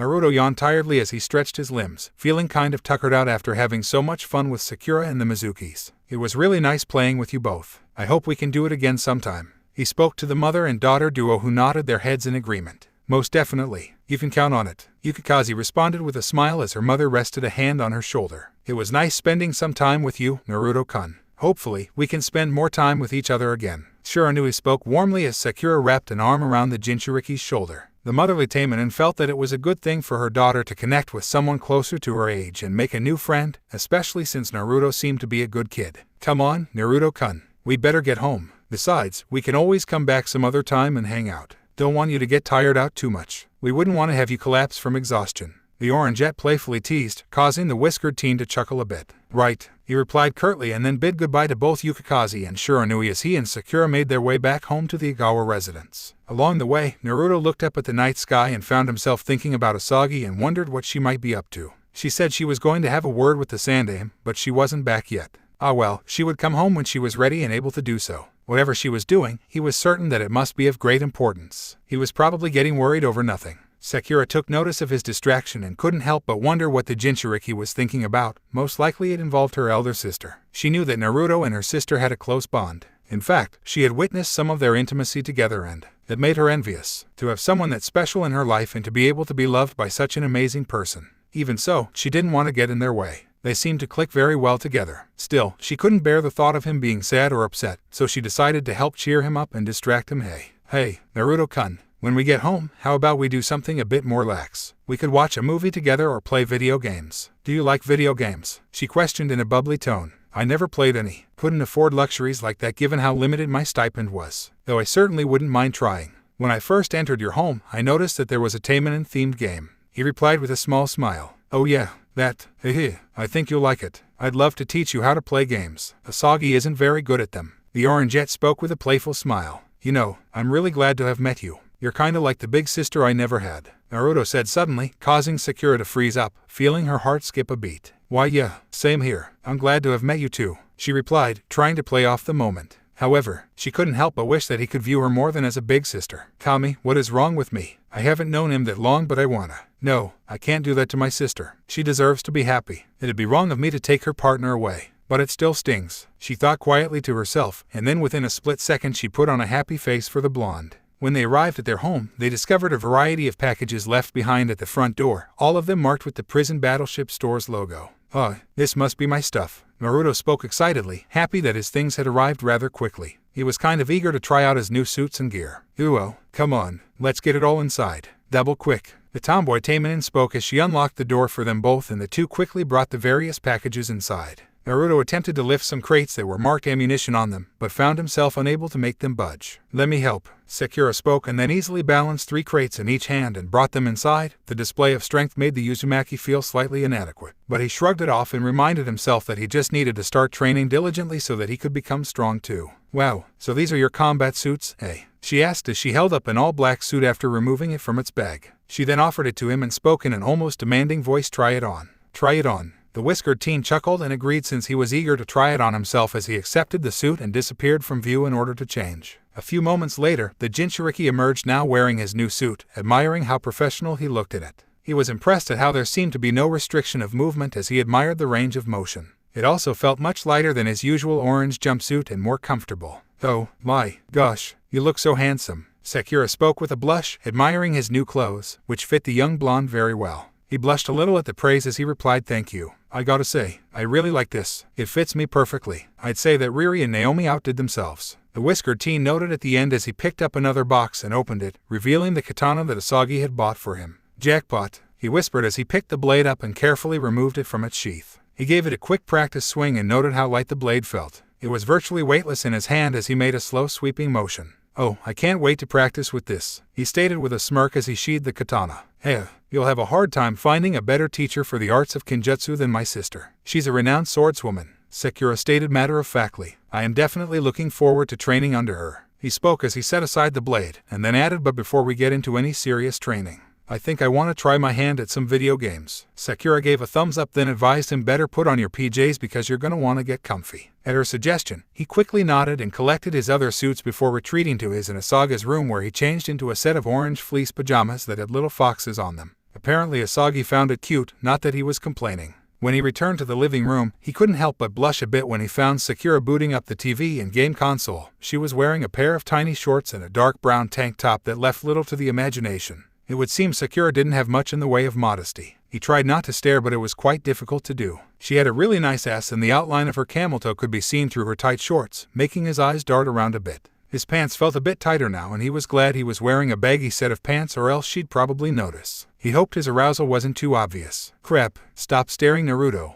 You're with Asagi. He mentally scolded himself as he sat down on the couch, all the while trying his best to avoid staring at the orangette. However, what he didn't know was that the younger Igawa sibling had taken notice of the looks she was getting from him. Wait, was he checking me out? Shoot, I guess to a guy I must be dressed pretty provocatively. Crud, I'm not used to having a guy in the house. Just play it cool, Sakura-chan. You're just gonna play video games with him. Everything will be fine. Just don't make a big fuss. Still, I kinda like that he's looking at me like that. Stop. Nope, don't go there. I'm not gonna two-time my sister like that. The tomboy Taimanin thought to herself as some pink coloring dusted her cheeks as she plopped herself down next to Naruto, all while trying to act casually as she sat next to him and handed him a controller. He accepted it and observed how the orangette was holding her own as he tried to mimic her. Okay, now I'll teach you how to hold it and how to use the controls. She spoke softly as she gently reached over and moved his hands, showing him the correct way to hold the controller. Kami, her hands feel really soft, he thought to himself as she gently guided him on how to hold the controller. She smells nice too,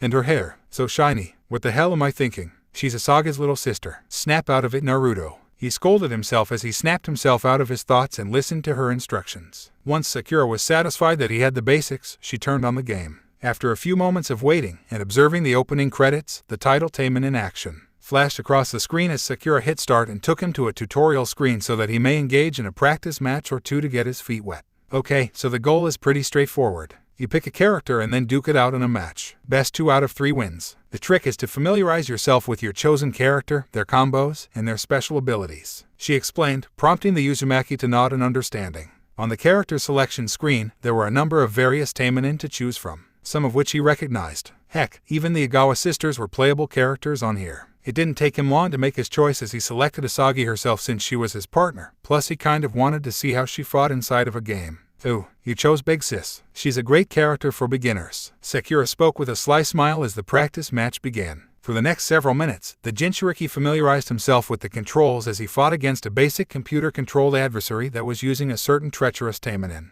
The orangette coached him the whole time, giving him tips and advice as he learned how to play the game. The first round ended with a win for Naruto's picked character and the second round followed a similar result. He was a quick learner and was picking things up faster than expected. Once the practice match was finished, he felt a lot more confident in his ability to play. It was a good thing the controls were easy to learn and were quite intuitive. It also helped there was a list of moves in the pause menu that enabled him to memorize the various combos. With that said and done, it was time for both Naruto and Sakura to engage in a few rounds themselves. The two shared competitive looks and grins with one another as they started their first match. All the while, Naruto was grateful to both the Igawa siblings for giving him the chance to enjoy things that he had missed out on. He was very much looking forward to more experiences with the two sisters. Elsewhere, at a certain bar, Asagi sighed to herself as she took a long drink of rum. She was seated at the bar, her body language and her aura gave off a don't approach vibe. She was not in a very good mood. Most fortunately, everyone in the bar was wise enough to keep their distance or avoid pestering her. Asagi had a lot on her mind. She was feeling a mixture of emotions ranging from anger, sadness, happiness, joy, and love. Her thoughts kept drifting to the blonde Jinchuriki and how he was doing. She knew he was safe and in good hands with Sakura, and she trusted her little sister, but she was feeling kind of lonely without her partner by her side. However, what really concerned her was the almost unnatural vendetta people seemed to have against him. She could understand the fear and resentment towards Jinchuriki. They were essentially weapons of mass destruction, and if they were to go out of control then there was no telling what the damage could be. Though at the same time, mistreating them was a surefire way to invite disaster. Honestly, it was as if people actually wanted him to snap so that they may have an excuse to be rid of him. Well now, look who's here. Nice to see you, Asagi, spoke a familiar voice that the Almighty Taimanin did not want to hear right now. Was it too much to ask to be able to enjoy a damn drink in peace? Go away, Kakashi, she spoke in a warning tone. Despite this, the copy ninja slid into the stool next to her anyway with a drink in his hand as he gave her his signature eye smile. Then he would describe Asagi as being patient, mature, diligent, and tolerable.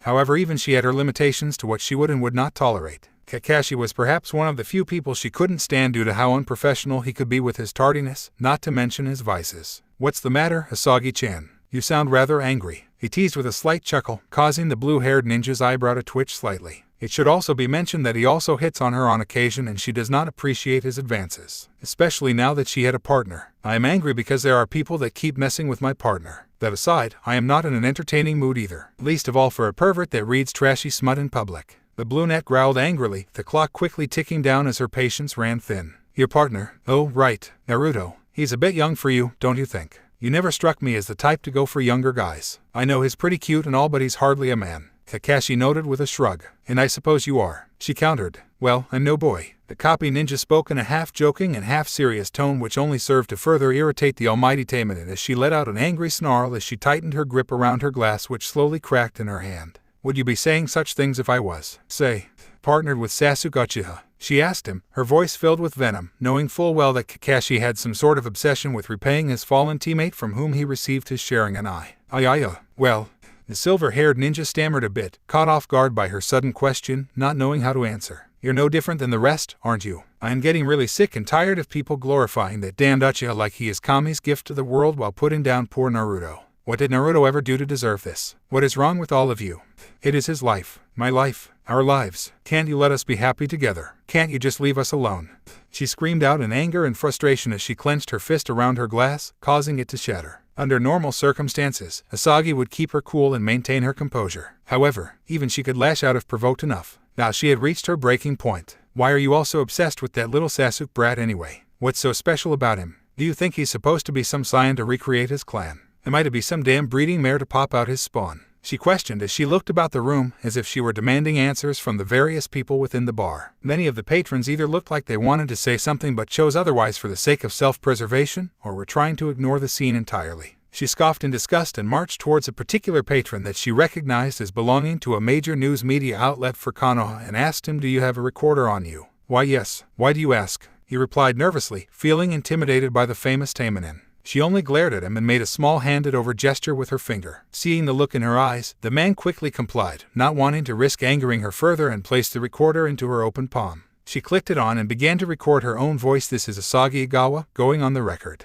I am perfectly happy and content with Naruto Uzumaki as my partner. I will not be leaving him. I will not be accepting Sasuke Uchiha as my partner. I refuse to procreate with Sasuke in a vain effort to revive a dead clan. I am not some breeding mare. If you all have a problem with it, then come and find me. I will be at home, with my blade at the ready to cut down anyone, and I do mean anyone who tries to come between us. This is your only warning. Further harassment will be met with both severe consequences and extreme prejudice. With that, the recording ended as she tossed the recorder back to its original owner and then stomped her way out of the bar, leaving behind a stunned and silent crowd and a shocked Kakashi who realized that he had basically FCK'd up. The brunette stormed her way through the streets, heading towards her home. Everything was a blur to her as she almost saw nothing but red. This whole situation was starting to get out of hand. If the Sandaime didn't get his shit together within the next few days, then she would have to handle things her own way, which might involve putting certain annoyances to the sword. She marched up to the gates of the Taimanin district and pulled out her passport in an almost automated manner. The guard, Murasaki, led her through in a rather hurried fashion upon seeing the angry and distressed look upon the Almighty Taimanin's face. The axe-wielding Taimanin looked like she wanted to ask Asagi if she was okay, but didn't get the chance as the famed Taimanin rushed on home.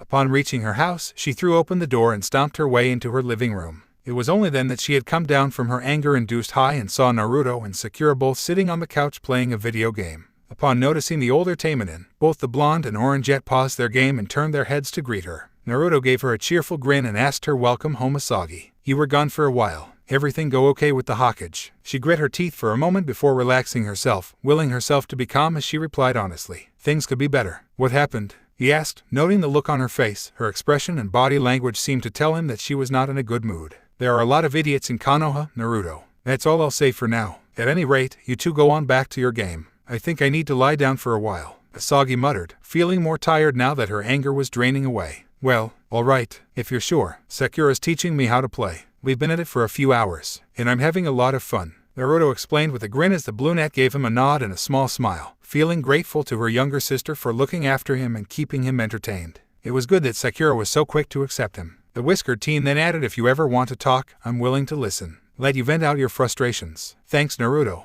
I'll take you up on that offer. Though for now, rain check," she answered, her smile growing a bit wider as she appreciated his words of support before departing towards her bedroom. Both Naruto and Sakura watched her leave with the blonde letting out a sigh of disappointment and worry. The younger Igawa sibling patted him on the shoulder and gave him a reassuring smile, silently telling him not to worry and that everything would be okay. He returned the gesture with a smile of his own, finding her to be a very sweet girl. Once they were left alone again, Sakura picked up the game controller and said, "So, want to continue playing? Or would you rather do something else? Let's go another round. Afterwards, I think I'll go to bed myself." He spoke the last part, believing that it wouldn't be a good idea for Asagi to be all alone for long. Even if she didn't want to talk, it would be good to at least stay silently by her side to let her know he was there for her. "Yeah, same," Sakura muttered, feeling a little jealous that the blonde would be joining Asagi's bed instead of her own. Tommy, why was this kid growing on her so fast? Was it because of his kind and loving nature? Was it because she craved what her sister had? Was it something else? A combination of these things? She didn't know,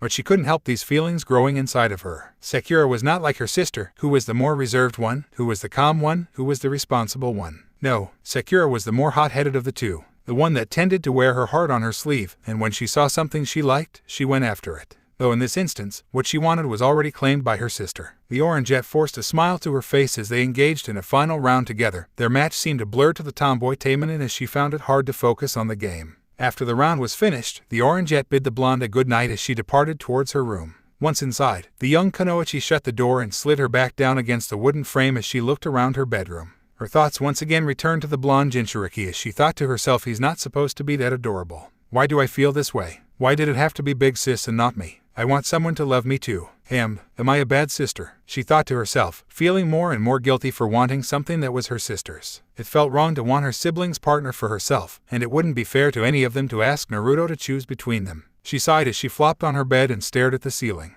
Perhaps it would be best to sleep this off. Meh, it was just a stupid feeling. A childish crush. She'd feel better later and get over it. Right. Later that night, Sakura tossed and turned in her bed, her body covered in a sheen of sweat as she found herself unable to sleep. Her body growing hotter as her thoughts lingered on the young Uzumaki. She bit her lip as certain, intrusive thoughts filled her mind. She sighed as she tossed the covers off and decided that she was unable to wait any longer. She needed to quench this thirst she had, to cool off this burning desire in her heart. She swallowed a lump in her throat and crept towards her big sister's room and peeked through the door, finding her big sister fast asleep while the whiskered teen seemed a bit restless as he seemed busy beneath the sheets. No surprise that he needed to relieve some tension since he was sleeping next to a damn hot babe like her sister, not to mention there was the fact he was still a teenager with raging hormones. He was supposed to be 15, right? She smirked as she found herself with an opportunity to give him a little, tiptoed her way inside and smoothly climbed into her sister's bed without making so much as a sound. The young blonde looked up at her and mouthed, "What are you doing?" In response to his question, she put a finger to her lips to tell him to be quiet. Sakura reached down and cupped his groin through the covers, feeling the large bulge beneath the sheets as she softly cooed, "Don't worry, Naruto-kun. Asagi doesn't have to know. Just let your new big sis Sakura take care of you. I think you want my juicy tomboy tits, don't you?"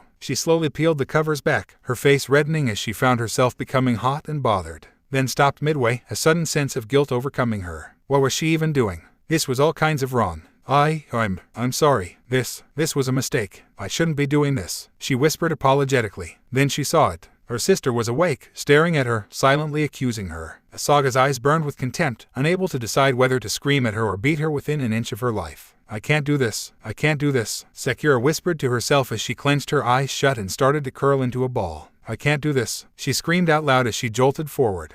It took a few moments for it to register, but she then realized that she was not in Asaga's bedroom, but in her own. Her body covered in sweat with the sheets and her clothes sticking to her. It was just a nightmare. Thank Kami. I thought I legit did something I was gonna regret," she whispered to herself as she tried to wipe some of the sweat from her forehead. She glanced towards a clock and discovered that it was now morning time. There was a knock at her door as she heard her sister call out, "Sakura, is everything okay? We heard you scream."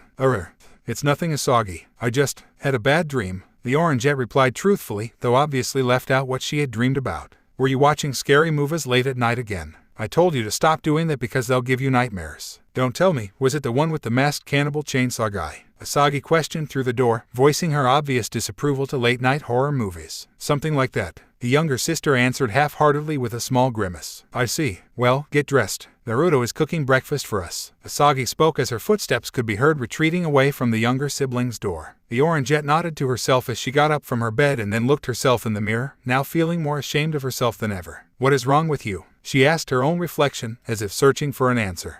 Though she received none as she sighed to herself. No matter what, she couldn't let either Naruto or Asagi know about this. But how long could she pretend to hide her feelings? She wasn't sure. Perhaps some breakfast could help cheer her up. Wait, breakfast? Naruto was cooking breakfast. He could cook. Well now, she was kind of looking forward to trying out his cooking. Elsewhere, location unknown. Well now, this is interesting, spoke a woman with wine-red hair as she read the morning newspaper with the front page's headline reading Almighty Taimanin, Asagi Igawa, releases official statement. Confirms partnership with Sasuke is not happening. The woman smirked as she leaned against the padded wall of her cell, feeling a certain sadistic satisfaction that an entire clan and BLD line was facing extinction. Never did like those Uchihas. Though given their track record, I suppose the late Nidame's suspicions of them were justified? No. The woman asked as she looked up towards a grizzled old man covered in bandages, a disapproving look on his face as he glowered at the woman. Be silent, the bandaged man ordered in a gruff tone, feeling annoyed by the prisoner's insolence. Oh what, come on, you're no fun. So tell me, what's this about a young Taimanin and a Jinchuriki? She asked him with a little grin. It was no secret that the Kyuubi was the source of the yokai that created the Taimanin. But for a Taimanin to pair with the very Jinchuriki that contained the beast itself. Ooh, just what sort of chaos could that cause? Not your concern, woman. He spoke venomously, his lone visible eye glaring at her. Oh, come now Danzo. Don't be such a spoil sport. I'm curious though.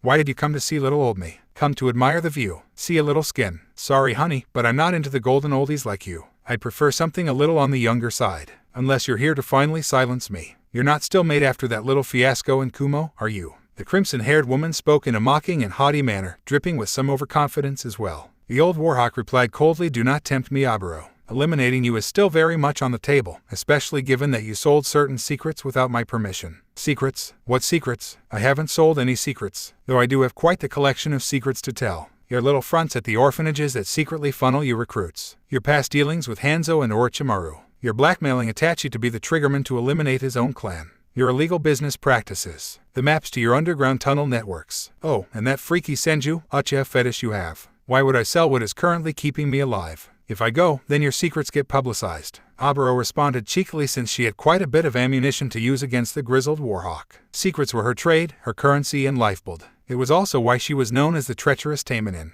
Unfortunately for her, she had gotten in a little over her head and was cast into this prison by Danzo himself. Now she was too dangerous to let live, but also too valuable to kill. Quite the conundrum for poor old Danzo, especially since he didn't like loose ends. Ask all the double agents he had quietly terminated and betrayed. Ugh, it was a shame that it wasn't the Sandame that caught her. With hers and she could easily bat her pretty little eyelashes, make up an excuse and then be sent on her way with a little slap on the wrist. Danzo, different story. Perhaps we can have some form of a compromise. Tell me, what do you know about a man called Edwin Black? Danzo asked with a raised eyebrow, tossing a file at Aburo's feet. Oh, digging into the story of a dead man, are we? I have some pretty juicy secrets about Edwin too. They can be yours. For a price. Perhaps I can trade up for a nicer cage. Something less confining. She asked, gesturing to the cramped padded cell that she was currently occupying. It would be very nice to be able to stretch her legs a bit. Perhaps, though if you try to run, I know of a few secrets of yours as well. The kind that could have every ambu from every village after you, and a lot of angry clients who wouldn't wish to do further business with you. He spoke in a warning tone, earning an annoyed roll of the eyes from the treacherous Taimanin. That would be quite inconvenient. Very well then, what do you wish to know? She asked as she flipped the file of Edwin Black open with a lone finger. Everything, starting with his experiments. Danzo requested with his lone eye narrowing, which resulted in Aburo giving him a crooked grin, knowing that the many secrets she held could open a great many doors for her. That aside, she was bored, and she hated being bored. Who knows, it might be fun to shake things up a bit and see how the chaotic fallout unfolds. How is it? How's the food? Naruto asked a little anxiously as the Igawa siblings sat down for breakfast, more specifically, the breakfast he had made for them. It was a serving of eggs, bacon, and pancakes. In the past, he had quite obviously and exclusively cooked for himself and he relished the chance to cook for others. Despite Asaga's insistence that he didn't need to do so, he countered by stating that he wanted to chip in and contribute somehow. He nervously fidgeted as Asagi took a tentative bite and almost immediately swooned as she let out a soft moan of delight. This is delicious Naruto-kun. You're really good at this. The eggs and pancakes are nice and fluffy and the bacon is perfectly crisp. Asagi complimented as she felt the pancakes almost melting inside her mouth. In the other seat, across from the Almighty Taimanin, Sakura stared down at her plate with a somewhat glum expression on her face. Is something wrong, Sakura-chan? I can make you something else if you want. He spoke, almost mentally panicking that he had made something that the Orangeette didn't like. The tomboy Taimanin snapped out of her stupor and replied, oh, sorry Naruto-kun. I had trouble sleeping last night. Bad dream. He nodded in acceptance of her answer and asked, do you want to talk about it? Might help you to get it off your chest. Sakura smiled in appreciation of his offer but politely declined since she didn't want it to be known exactly what she had dreamed about. She quickly snatched up a fork and dug into her own meal to avoid hurting the Uzumaki's feelings, especially since he went through the trouble of cooking breakfast. She took a bite of eggs and immediately perked up at the flavor as she too gave a delighted moan. It felt like a little piece of heaven was in her mouth as she chewed and blurted out in between bites, "So good." The whiskered teen was glad that the Igawa sisters enjoyed his cooking as he sat next to his partner, the elder sister. Asagi dabbed her mouth with a napkin to wipe off some syrup and spoke, "Now that your equipment has arrived, we can begin training immediately after breakfast."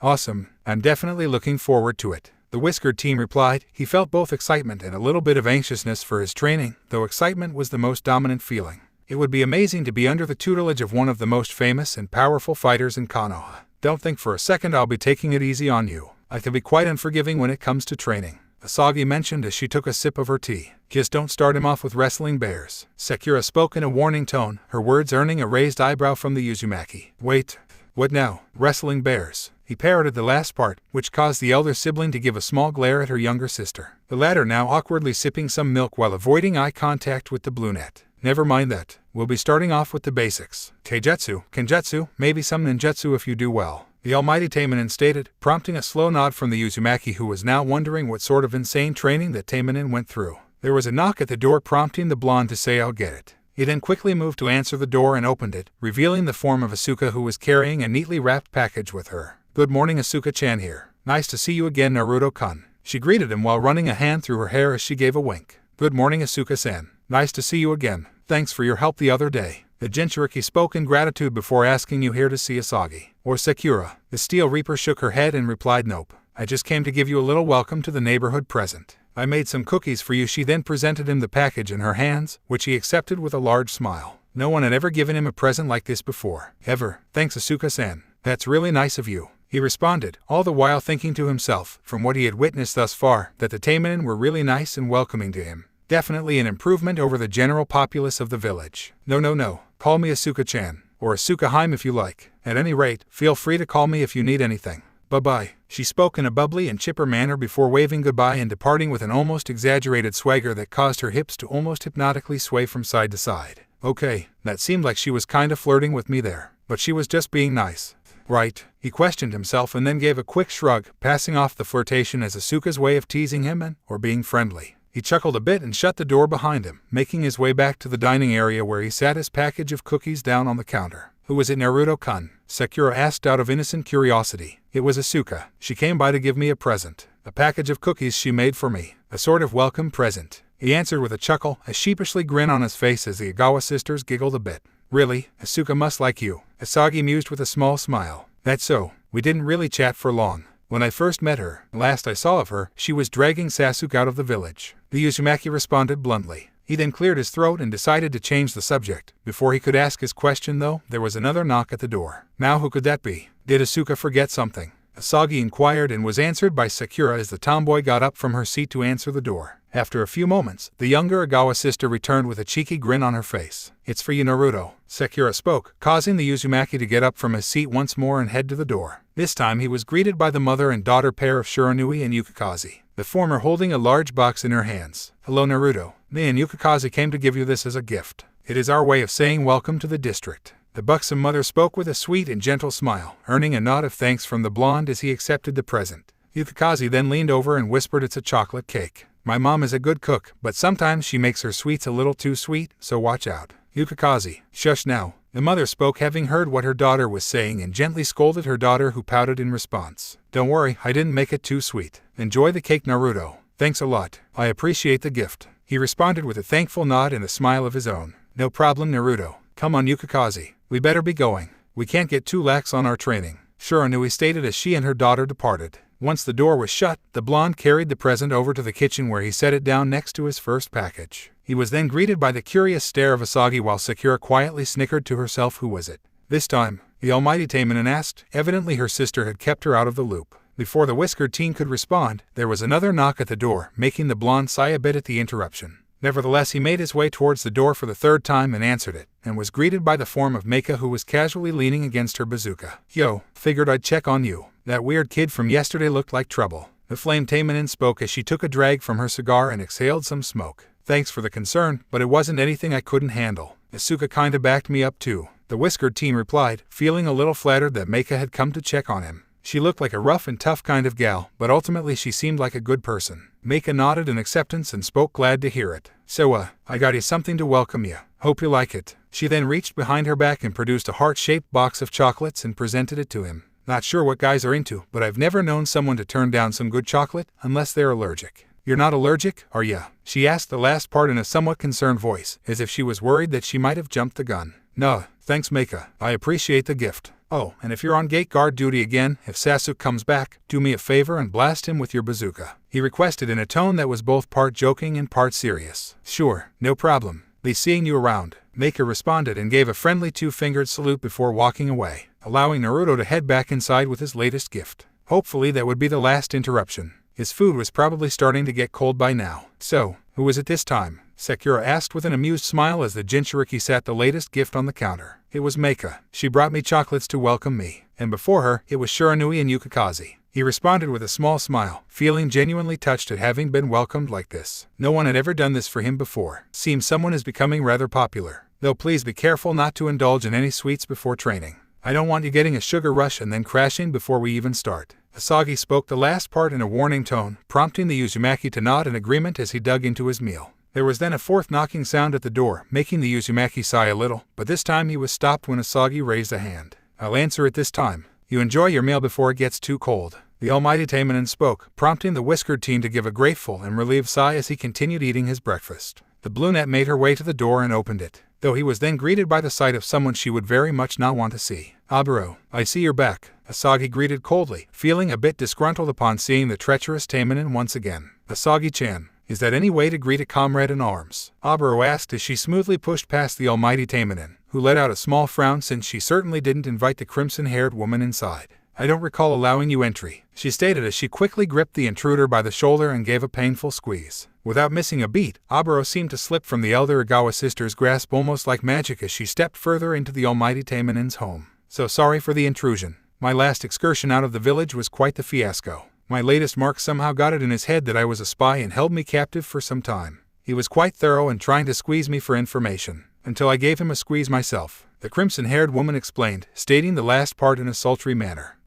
Right, I'm not interested. Would you kindly leave now? You're interrupting our... Asagi spoke but was cut off when Aburo let out a delighted squeal. Well hello, aren't you just a darling little thing? Aburo stated as she approached Naruto and quickly draped her arms over his shoulders with the blonde teen tensing up immediately, seemingly almost frozen in place. You must be Naruto Uzumaki, Asaga's new partner. I read about you in the papers. My name is Aburo. Me oh my, aren't you so very young and handsome? You might even be my type, she stated while hooking a finger beneath the blonde's chin. He looked pleadingly towards the Igawa sisters, his eyes clearly screaming help me. In an instant, Asagi drew her sword with Sakura now holding a pair of daggers. The two sisters bristling in anger with the elder sister speaking with an edge to her voice. Aburo, leave Naruto alone. You're bothering him and acting quite inappropriately. Oh, I don't see him struggling or putting up a fuss. The treacherous Taimanin countered, only Asagi to bring the tip of her blade a bare inch from Aburo's neck. The crimson-haired woman clicked her tongue in mild annoyance but then put on a sickeningly sweet smile as she then spoke. Oh come now. No need for violence. I wouldn't harm a hair on his head. Naruto, if you ever get tired of Asagi and crave the affections of a real woman, I'll leave my doors unlocked. Just for you. The red-haired woman then planted a chaste kiss on his cheek, leaving a lipstick marking behind and causing the Uzumaki to shiver as she sauntered out of the Igawa household. Once she was gone, the whiskered teen asked who in the hell was that. She seemed way different than all the other Taimanin I've met. There are plenty of perfect good, albeit quirky Taimanin. However, every barrel has a bad apple or two. Aburo happens to be that bad apple. She specializes in spying, manipulation, and seduction missions. She is sadistic as she is conniving and is not very trustworthy, but she does have her uses. Her information is most often reliable after all. She is most commonly and infamously known as the treacherous Taimanin. Asagi explained as she set her blade to the side, happy that the intruder was gone. Seems like a nasty piece of work. Treacherous indeed. Naruto muttered as he took a napkin to wipe off the kiss mark on his cheek. You have no idea. Though I must admit, the fact that she is attracted to you is a bit concerning. Please be on your guard around her. The elder Igawa sister pleaded, and was promptly reassured by the Uzumaki who gave her a small and confident smile. No problem. Though why was she all over me like that? It was kinda weird. The whiskered teen noted, earning an exasperated sigh from the Almighty Taimanin. I believe she was aggressively flirting with you to get to me. She and I have been at odds for years. I am so sorry about what happened. She apologized, only for the blonde to shake his head. It's all right. You couldn't have predicted it. Anyway, I'm finished with breakfast, so are we gonna begin my training now? he asked as he collected all the dishes, rinsed them off and deposited them in a dishwasher to be cleaned later on. Of course, the sooner the better. Sakura-chan, care to join us? Asagi asked with a serene smile. However, her smile quickly faded upon seeing her younger sister having a conflicted look on her face. Appreciate the offer, but I have some things I need to take care of. I'll be seeing you later, and good luck in your training, Naruto-kun. Sakura spoke and then hastily departed before either her sister or the Jinchuriki could ask what she was up to. That was a little odd. I wonder what's up with her. She seemed kinda down earlier too. The Jinchuriki spoke thoughtfully, noting that Sakura was acting a little out of character today. She was normally so bright and cheerful, now she seemed kind of out of sorts. I agree. However, as concerned as we may be, I don't think it'll be a good idea to pry, at least not at this time. Let us ask her later. For now, we must begin your training immediately. The shinobi world is a dangerous and unpredictable place, and I would feel much better knowing that you're capable of handling yourself. Asagi spoke, earning a nod of agreement from the Uzumaki. He just couldn't wait to get started. Though on another note, should he perhaps be worried? He couldn't get that comment about wrestling bears out of his head. Meanwhile, so good to finally be back home, Aburo stated as she kicked up her feet with a relaxed sigh. Unlike other Taimanin, she preferred to live out in the red light district, which was more suitable to her side activities. Plus, she couldn't stand living in the same neighborhood as Asagi. Don't get too relaxed. Remember our deal, spoke the form of Danzo in a warning tone, earning a lazy whatever from the crimson-haired woman. Sitting next to the old warhawk were the forms of Koharu and Himura, both of whom were staring at the treacherous Taimanin. Aburo had no scruples whatsoever, willing to take virtually any job for the right price. Her favorites involving theft, spying, information gathering, and of course assassinations. Yes, enough beating around the bush. We have a task for you, Aburo. We wish for you to separate Asagi from Naruto Uzumaki. Himura spoke impatiently, his words earning a sigh from Danzo, while the femme fatale let out a bored yawn as she inspected and filed down her nails. Do you wish for me to separate Asagi from Naruto? Or Naruto from Asagi? Please be a bit more specific. Aburo stated as she blew on her nails, her words confusing the Sandame's teammates. What are you talking about?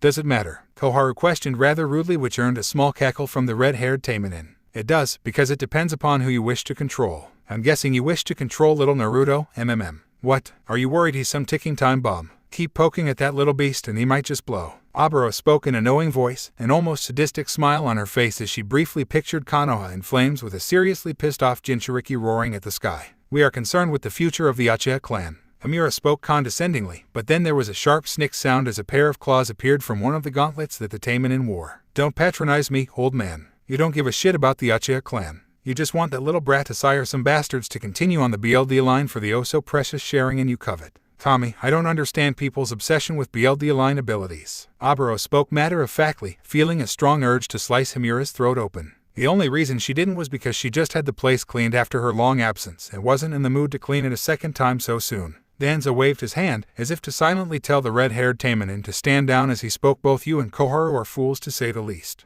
Your constant meddling has only served to rock the proverbial boat. If you keep pushing, I have no doubt that Asagi may perform a coup just to shut you up. Furthermore, when will you understand? We don't need Sasu to procreate. We just need his essence to sire potential offspring. As soon as those words left his mouth, the grizzled veteran had to suppress a sigh. Sometimes he wondered how the other elders still functioned on a day-to-day basis given their obvious lack of intelligence. Perhaps some people were just plain too stupid to die. Aburo scoffed as she added in her 2 cents PFFD. Good luck with getting that one to jack off into a cup or something. From what my contacts tell me, he's not what one would call sexually active. Not for boys, girls, or otherwise. There are other ways to collect what we need. On another note, Aburo-san, if you would kindly convince young Naruto to leave Asagi, it would be most beneficial. The last thing we need is for him to become independent, Danzo stated with his lone eye narrowing, an expectant look on his face as if saying agree or else. The treacherous Taimanin simply smirked as she replied, oh, steal away Asagi's new boy toy. How fun. It'd be nice to see her cry and have young Naruto at my feet. Oh, the possibilities. She spoke the last part while licking her lips, which made both Himura and Koharu shudder a little. There was clearly something defective about this woman. She wasn't quite right in the head. Danzo, however, narrowed his eyes knowing how dangerous the woman was. She was both volatile and sadistic in nature. Fortunately, should she step out of bounds, he had a contingency plan in place he had been saving for some time now. He only hoped he didn't have to use it. Despite her bravado, Aburo was already assessing her situation. For some time, Danzo had kept her out of sight and mind since they were at a stalemate, both having access to secrets and information that could bring down the other. Fortunately, she had some knowledge that managed to grant her a little leverage to be let out of her cage and back into her home. However, there was no doubt that the old warhawk would be watching her every move, searching for even the slightest hint of weakness or chance to eliminate her. she would be doing the same and looking for her chance to take him out, especially knowing full well of his track record. If Aburo was certain of 3 things about the people in this room, it was this. First, no one here trusted the other, not even old teammates Koharu and Amira. Second, everyone in here had their own motives and agenda. Third, everyone in this room was a schemer, and from her own personal experience and first-hand knowledge, the only thing that could be counted on about schemers is that they are always scheming. Even without words being spoken, both she and Danzo came to the same conclusion, while they may have some form of cooperation for the time being. One would have to eliminate the other. The only question was, who would make the first move? The success or failure of the first move would be most critical after all. For now though, the treacherous Taimanin would play this little game. The elders were old fossils of the past, clinging to power that should not be theirs and pursuing old agendas that had no place in the modern world. Aburo was very much looking forward to trampling over these old fools, and maybe scoring a young and handsome boy toy to play with in the process. With Naruto and Asagi. So what's the deal with that Aburo woman anyway? What's her beef with you? Naruto asked as he and Asagi made their way towards their destination where they would begin his training. He was now wearing a navy blue suit that was designed for combat with a matching silk tie. His weapons, ninja tools, and ammunition all kept ingeniously concealed within a pair of storage seals hidden within his sleeves. A very useful and clever feature of his new clothes. The Almighty Taimanin thought for a moment before answering, I honestly and truly cannot remember why. I certainly don't remember doing anything to her personally. Maybe she is jealous of my success. Maybe she wishes that she were the strongest Taimanin. Maybe there's something about me that reminds her of some insecurities she may possess. Or maybe she's just a petty and vindictive sort of person. I wish that I knew. Perhaps then we can finally bury the hatchet, to some degree. Though I'd still keep her at arm's length given her untrustworthy nature. Right, the Jinchuriki mumbled to himself, still remembering how the treacherous Taimanin was all over him. It made him feel as though he were a piece of meat, being toyed with by a hungry predator. He had a strong feeling that definitely wouldn't be the last time he would see her. If he ever had to tangle with her again, it would likely be like dancing around with a tiger while holding onto its tail. Only problem was, would it be better to let go and run or hang on tight and hope for the best? He wasn't certain. Either way would be a major gamble. That was for sure. He was broken out of his musings when he saw a rather infamous sight before them, Training Ground 44, more commonly known as the Forest of Death. A dangerous place indeed, with all manner of dangerous flora and fauna. Giant animals and insects, man-eating plants, massive leeches the size of dogs, and so on. To put a long story short, the forest was so hazardous that not even Ambu ever entered the damned place. So this is where we are training, eh? He asked as he stuffed his hands in his pockets, a confident little smirk on his face. This was noticed by Asagi as she raised an eyebrow and spoke, correct Naruto-kun. No one will bother us here and it will be far more spacious than the dojo at home. Do not worry though, we will not be going too far in. I will not expose you to unnecessary danger. Also, why are you smirking? Do you not know what this place is? Yeah, I know it. The Forest of Death. I used to sneak in here from time to forage for food when I couldn't afford groceries. I'd set up traps for small animals or fish. I'd find edible nuts and berries and other things like that too on occasion. The whiskered teen replied, his words earning a grimace on Asaga's face. He was forced to seek food in this hellish place. He mentioned that he had to live off a stipend, but was he not receiving enough money? Still, to survive in there, you'd have to be extremely lucky, strong, or have superb survival skills and instincts. How interesting, she thought to herself, a little twinkle in her eye as she smiled, already concluding that he must at least have one or more of the aforementioned attributes. I see. Very well then. There is a small grove a little ways inside that'll suit our needs. She spoke as they entered into the forest. It wasn't very long before they entered said grove. When they reached the chosen training area, the brunette cracked her knuckles followed by her neck, her entire demeanor changing from gentle and calm to one of authority and power. Her entire mindset and body language shifted into what the blonde could only describe as a training mode. He wasn't sure what to expect, but he was already bracing himself for whatever may come. All right, let's see your stuff. Take your stance. Show me what you got. She spoke, prompting the Uzumaki to begin taking a rather awkward stance. It was clear to her that he had little, if any, formal training. Kami, it was almost painful to look at. What is that supposed to be? She questioned, her tone clearly flabbergasted as she gestured towards his stance and then continued, I've seen drunken idiots with more stability than that. Here, she quickly approached him and helped make corrections to his stance while also giving him some tips. Try to stay in a kind of a sideways position to make yourself a smaller target. Keep your legs spread apart for stability and try to keep your fists up. Protect your face, chest, and gut, though be wary if someone aims for your throat or groin too. Always keep your elbows tucked in and be aware of your surroundings at all times. If you have no choice but to defend yourself, make sure your punches and strikes are as compact and powerful as possible. Now, for the love of Kami, when making a fist, don't keep your thumb on the inside of your fingers. That's a good way to get it broken or dislocated. Fold your thumb down across the middle of your index finger and middle finger to keep it out of the way of the impact. Remember to use the knuckles of your index and middle fingers for the most power. She spoke as she gave him clear instructions. Her advice was rather simple and easy to follow as the whiskered teen absorbed this information. She then held an open palm for him to strike it and made a gesture as if to say go ahead. He nodded and threw a punch into her palm, the impact making a resounding crack sound. Asagi grimaced a little bit at the impact. The blonde had quite a bit of strength behind that blow, however it was sloppy. Still, the potential was there, he just needed proper instruction. Not bad for a first time. Still room for improvement though. She spoke gently, her words earning a sigh from the Uzumaki as he gave a slightly frustrated but understanding nod. Maybe if I had a proper teacher at the academy or talent like Sasuke I'd be better at fighting. He spoke as he scratched at one of his whisker markings, feeling a little discouraged with his lack of talent and skill. You have nothing to be ashamed of. Your teachers failed you. It's not your fault. Also, remember this, talent can only carry you so far. Sure, raw talent does give you certain advantages, but without proper practice and polish, that very same talent quickly becomes meaningless. On another note, this just means I get to train you from the ground up. Another excuse to spend time with you. She added the last part with a slightly flirty wink before going back into training mode, her words earning a grin from the Jinchuriki, who felt a bit better after hearing her words. They continued on with their training for a while, with Asagi teaching him some katas to practice and gave him further instructions and advice. Remember, it's not enough to just know a few moves, you need to understand and apply them properly. It's important to know how, where, and when to use them. She stated as she demonstrated a few techniques that Naruto could learn, some of which could be used to break out of a hold and of course how to perform one as well.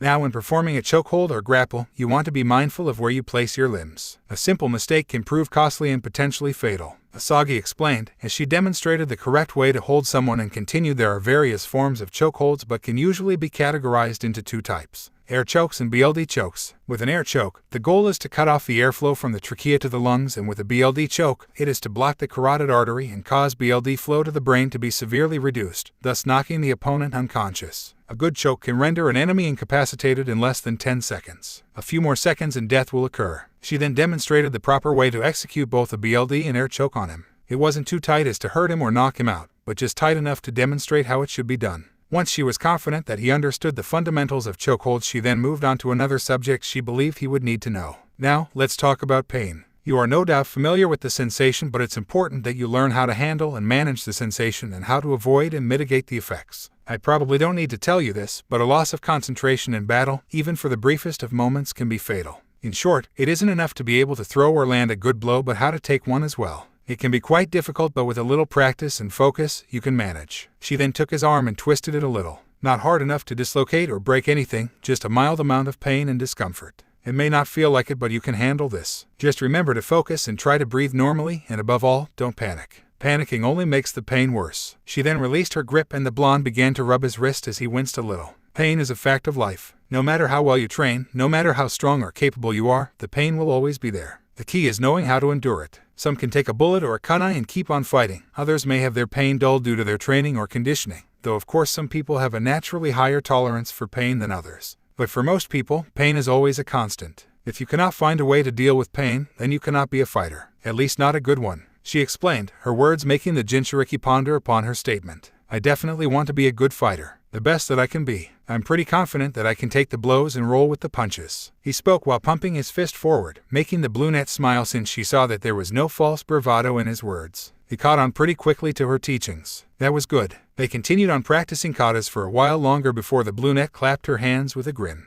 Excellent. You have done well thus far. I've an idea. I'll teach you a ninjutsu technique. The shadow clone jutsu. She stated, her words earning a deep frown from the Uzumaki upon hearing the words clone and jutsu in the same sentence. Oh man, another clone technique, he muttered, holding bitter memories from his academy days due to the damned clone jutsu. He then noticed his partner giving him a little smirk as she then elaborated, this isn't basic academy clone jutsu. This one, the shadow clone jutsu, has been labeled as an S-rank jutsu and has even been logged into the Hokage forbidden scroll. Upon hearing this information, he raised an eyebrow and asked while crossing his arms, tilting his head slightly as he asked what's so special about it.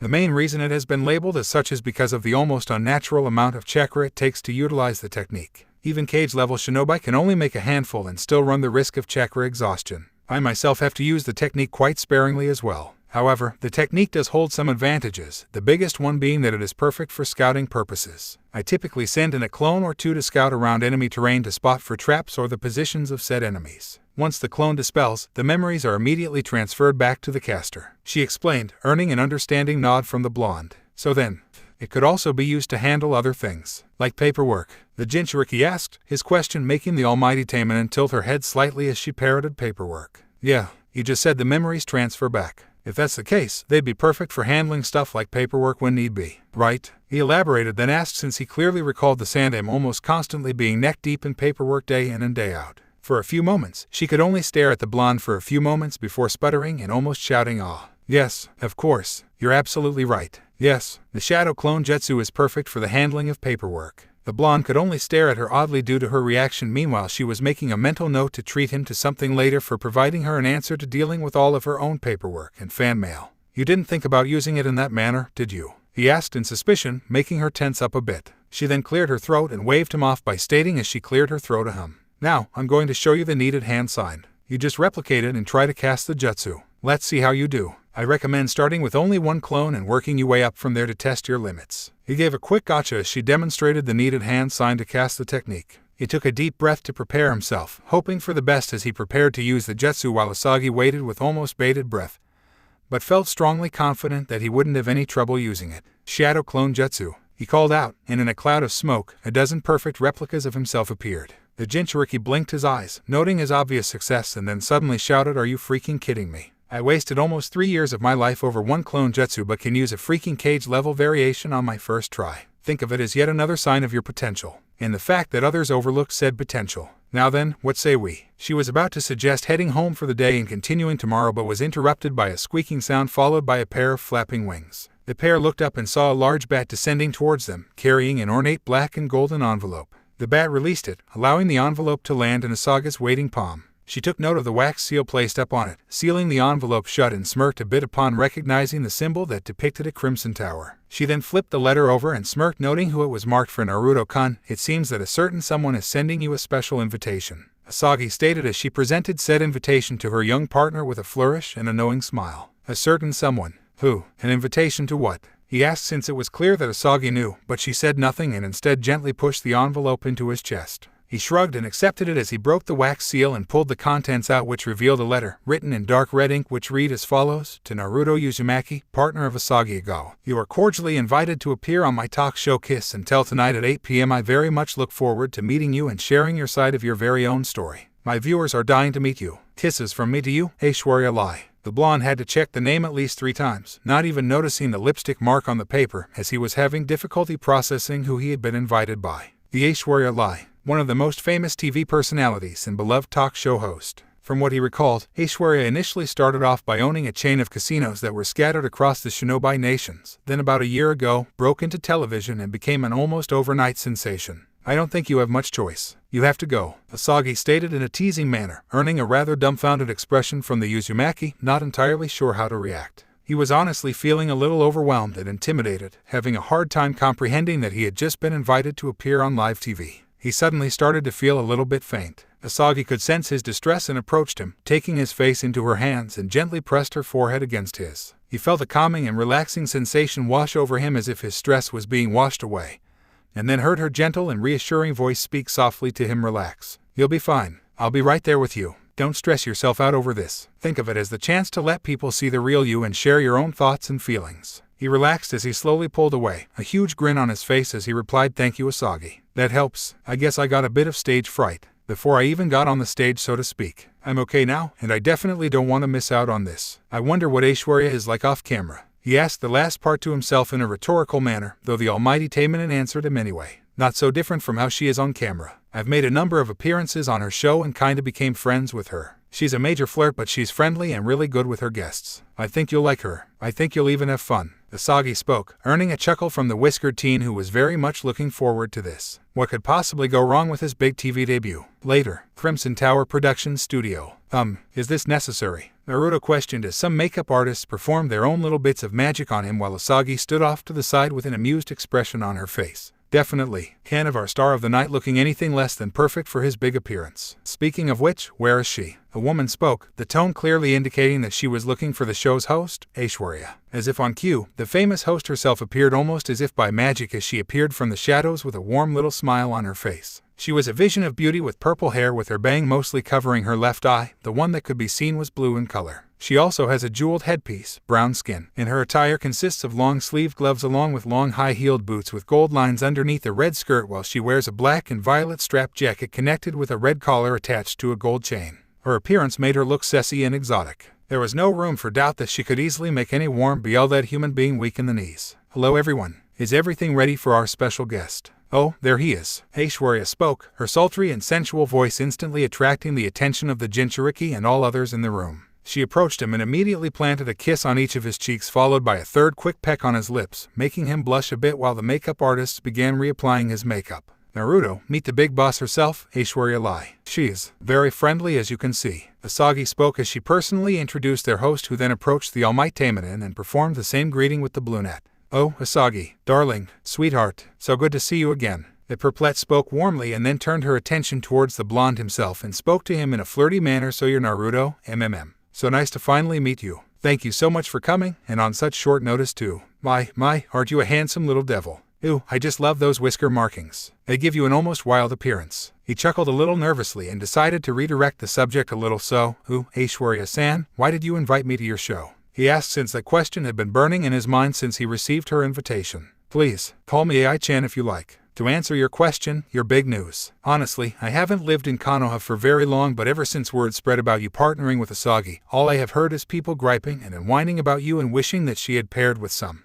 "What was the name again?" she asked the last part, directing the question towards one of the makeup artists who was putting the finishing touches on the young blonde. "Uchiha, Sasuke Uchiha," a woman said, which prompted the dark-skinned beauty to snap her fingers and continue speaking. "Ah, right, that was the name. Some unimportant person. Right. Well, I don't know about this Daisuke Machika fellow, but I know that I want to personally hear your story, Naruto-kun, and have you share your experiences. I want my audience to get to know you, the real you. Simple as that." Naruto slowly nodded, his face twisted and scrunched up as he tried to suppress a smile and a laugh at the fact that not only had the purple-haired woman labeled Sasuke as an unimportant person but also got his name completely wrong too. Finally, it was nice to see someone else that didn't give a damn about the last loyal Uchiha. He was about to ask Aishwarya about what to expect on the show and what kind of questions that she would ask him, but a staff member was whispering something in her ear which caused the host to speak. "Gotta go. I'll be seeing you on the stage, Naruto-kun. Just remember to stay loose, be honest and open, and break a leg. Not in the literal sense unless you come to blows." She then mimed a kiss to him and quickly departed with a light-hearted giggle. "Wait, come to blows? With who?" the Jinchuriki questioned as he processed her words. He then looked towards Asagi, who simply gave a shrug but still had a reassuring look on her face, as if silently promising him that she would step in if anything went wrong. She then winked at him and said with a sly smile, "Welcome to the life of a celebrity." Okay, sadly the chapter is over, and if you enjoyed, just leave a like and subscribe with post notification, so when the next chapter is ready, you will be notified. Okay, see you in the next video. Bye.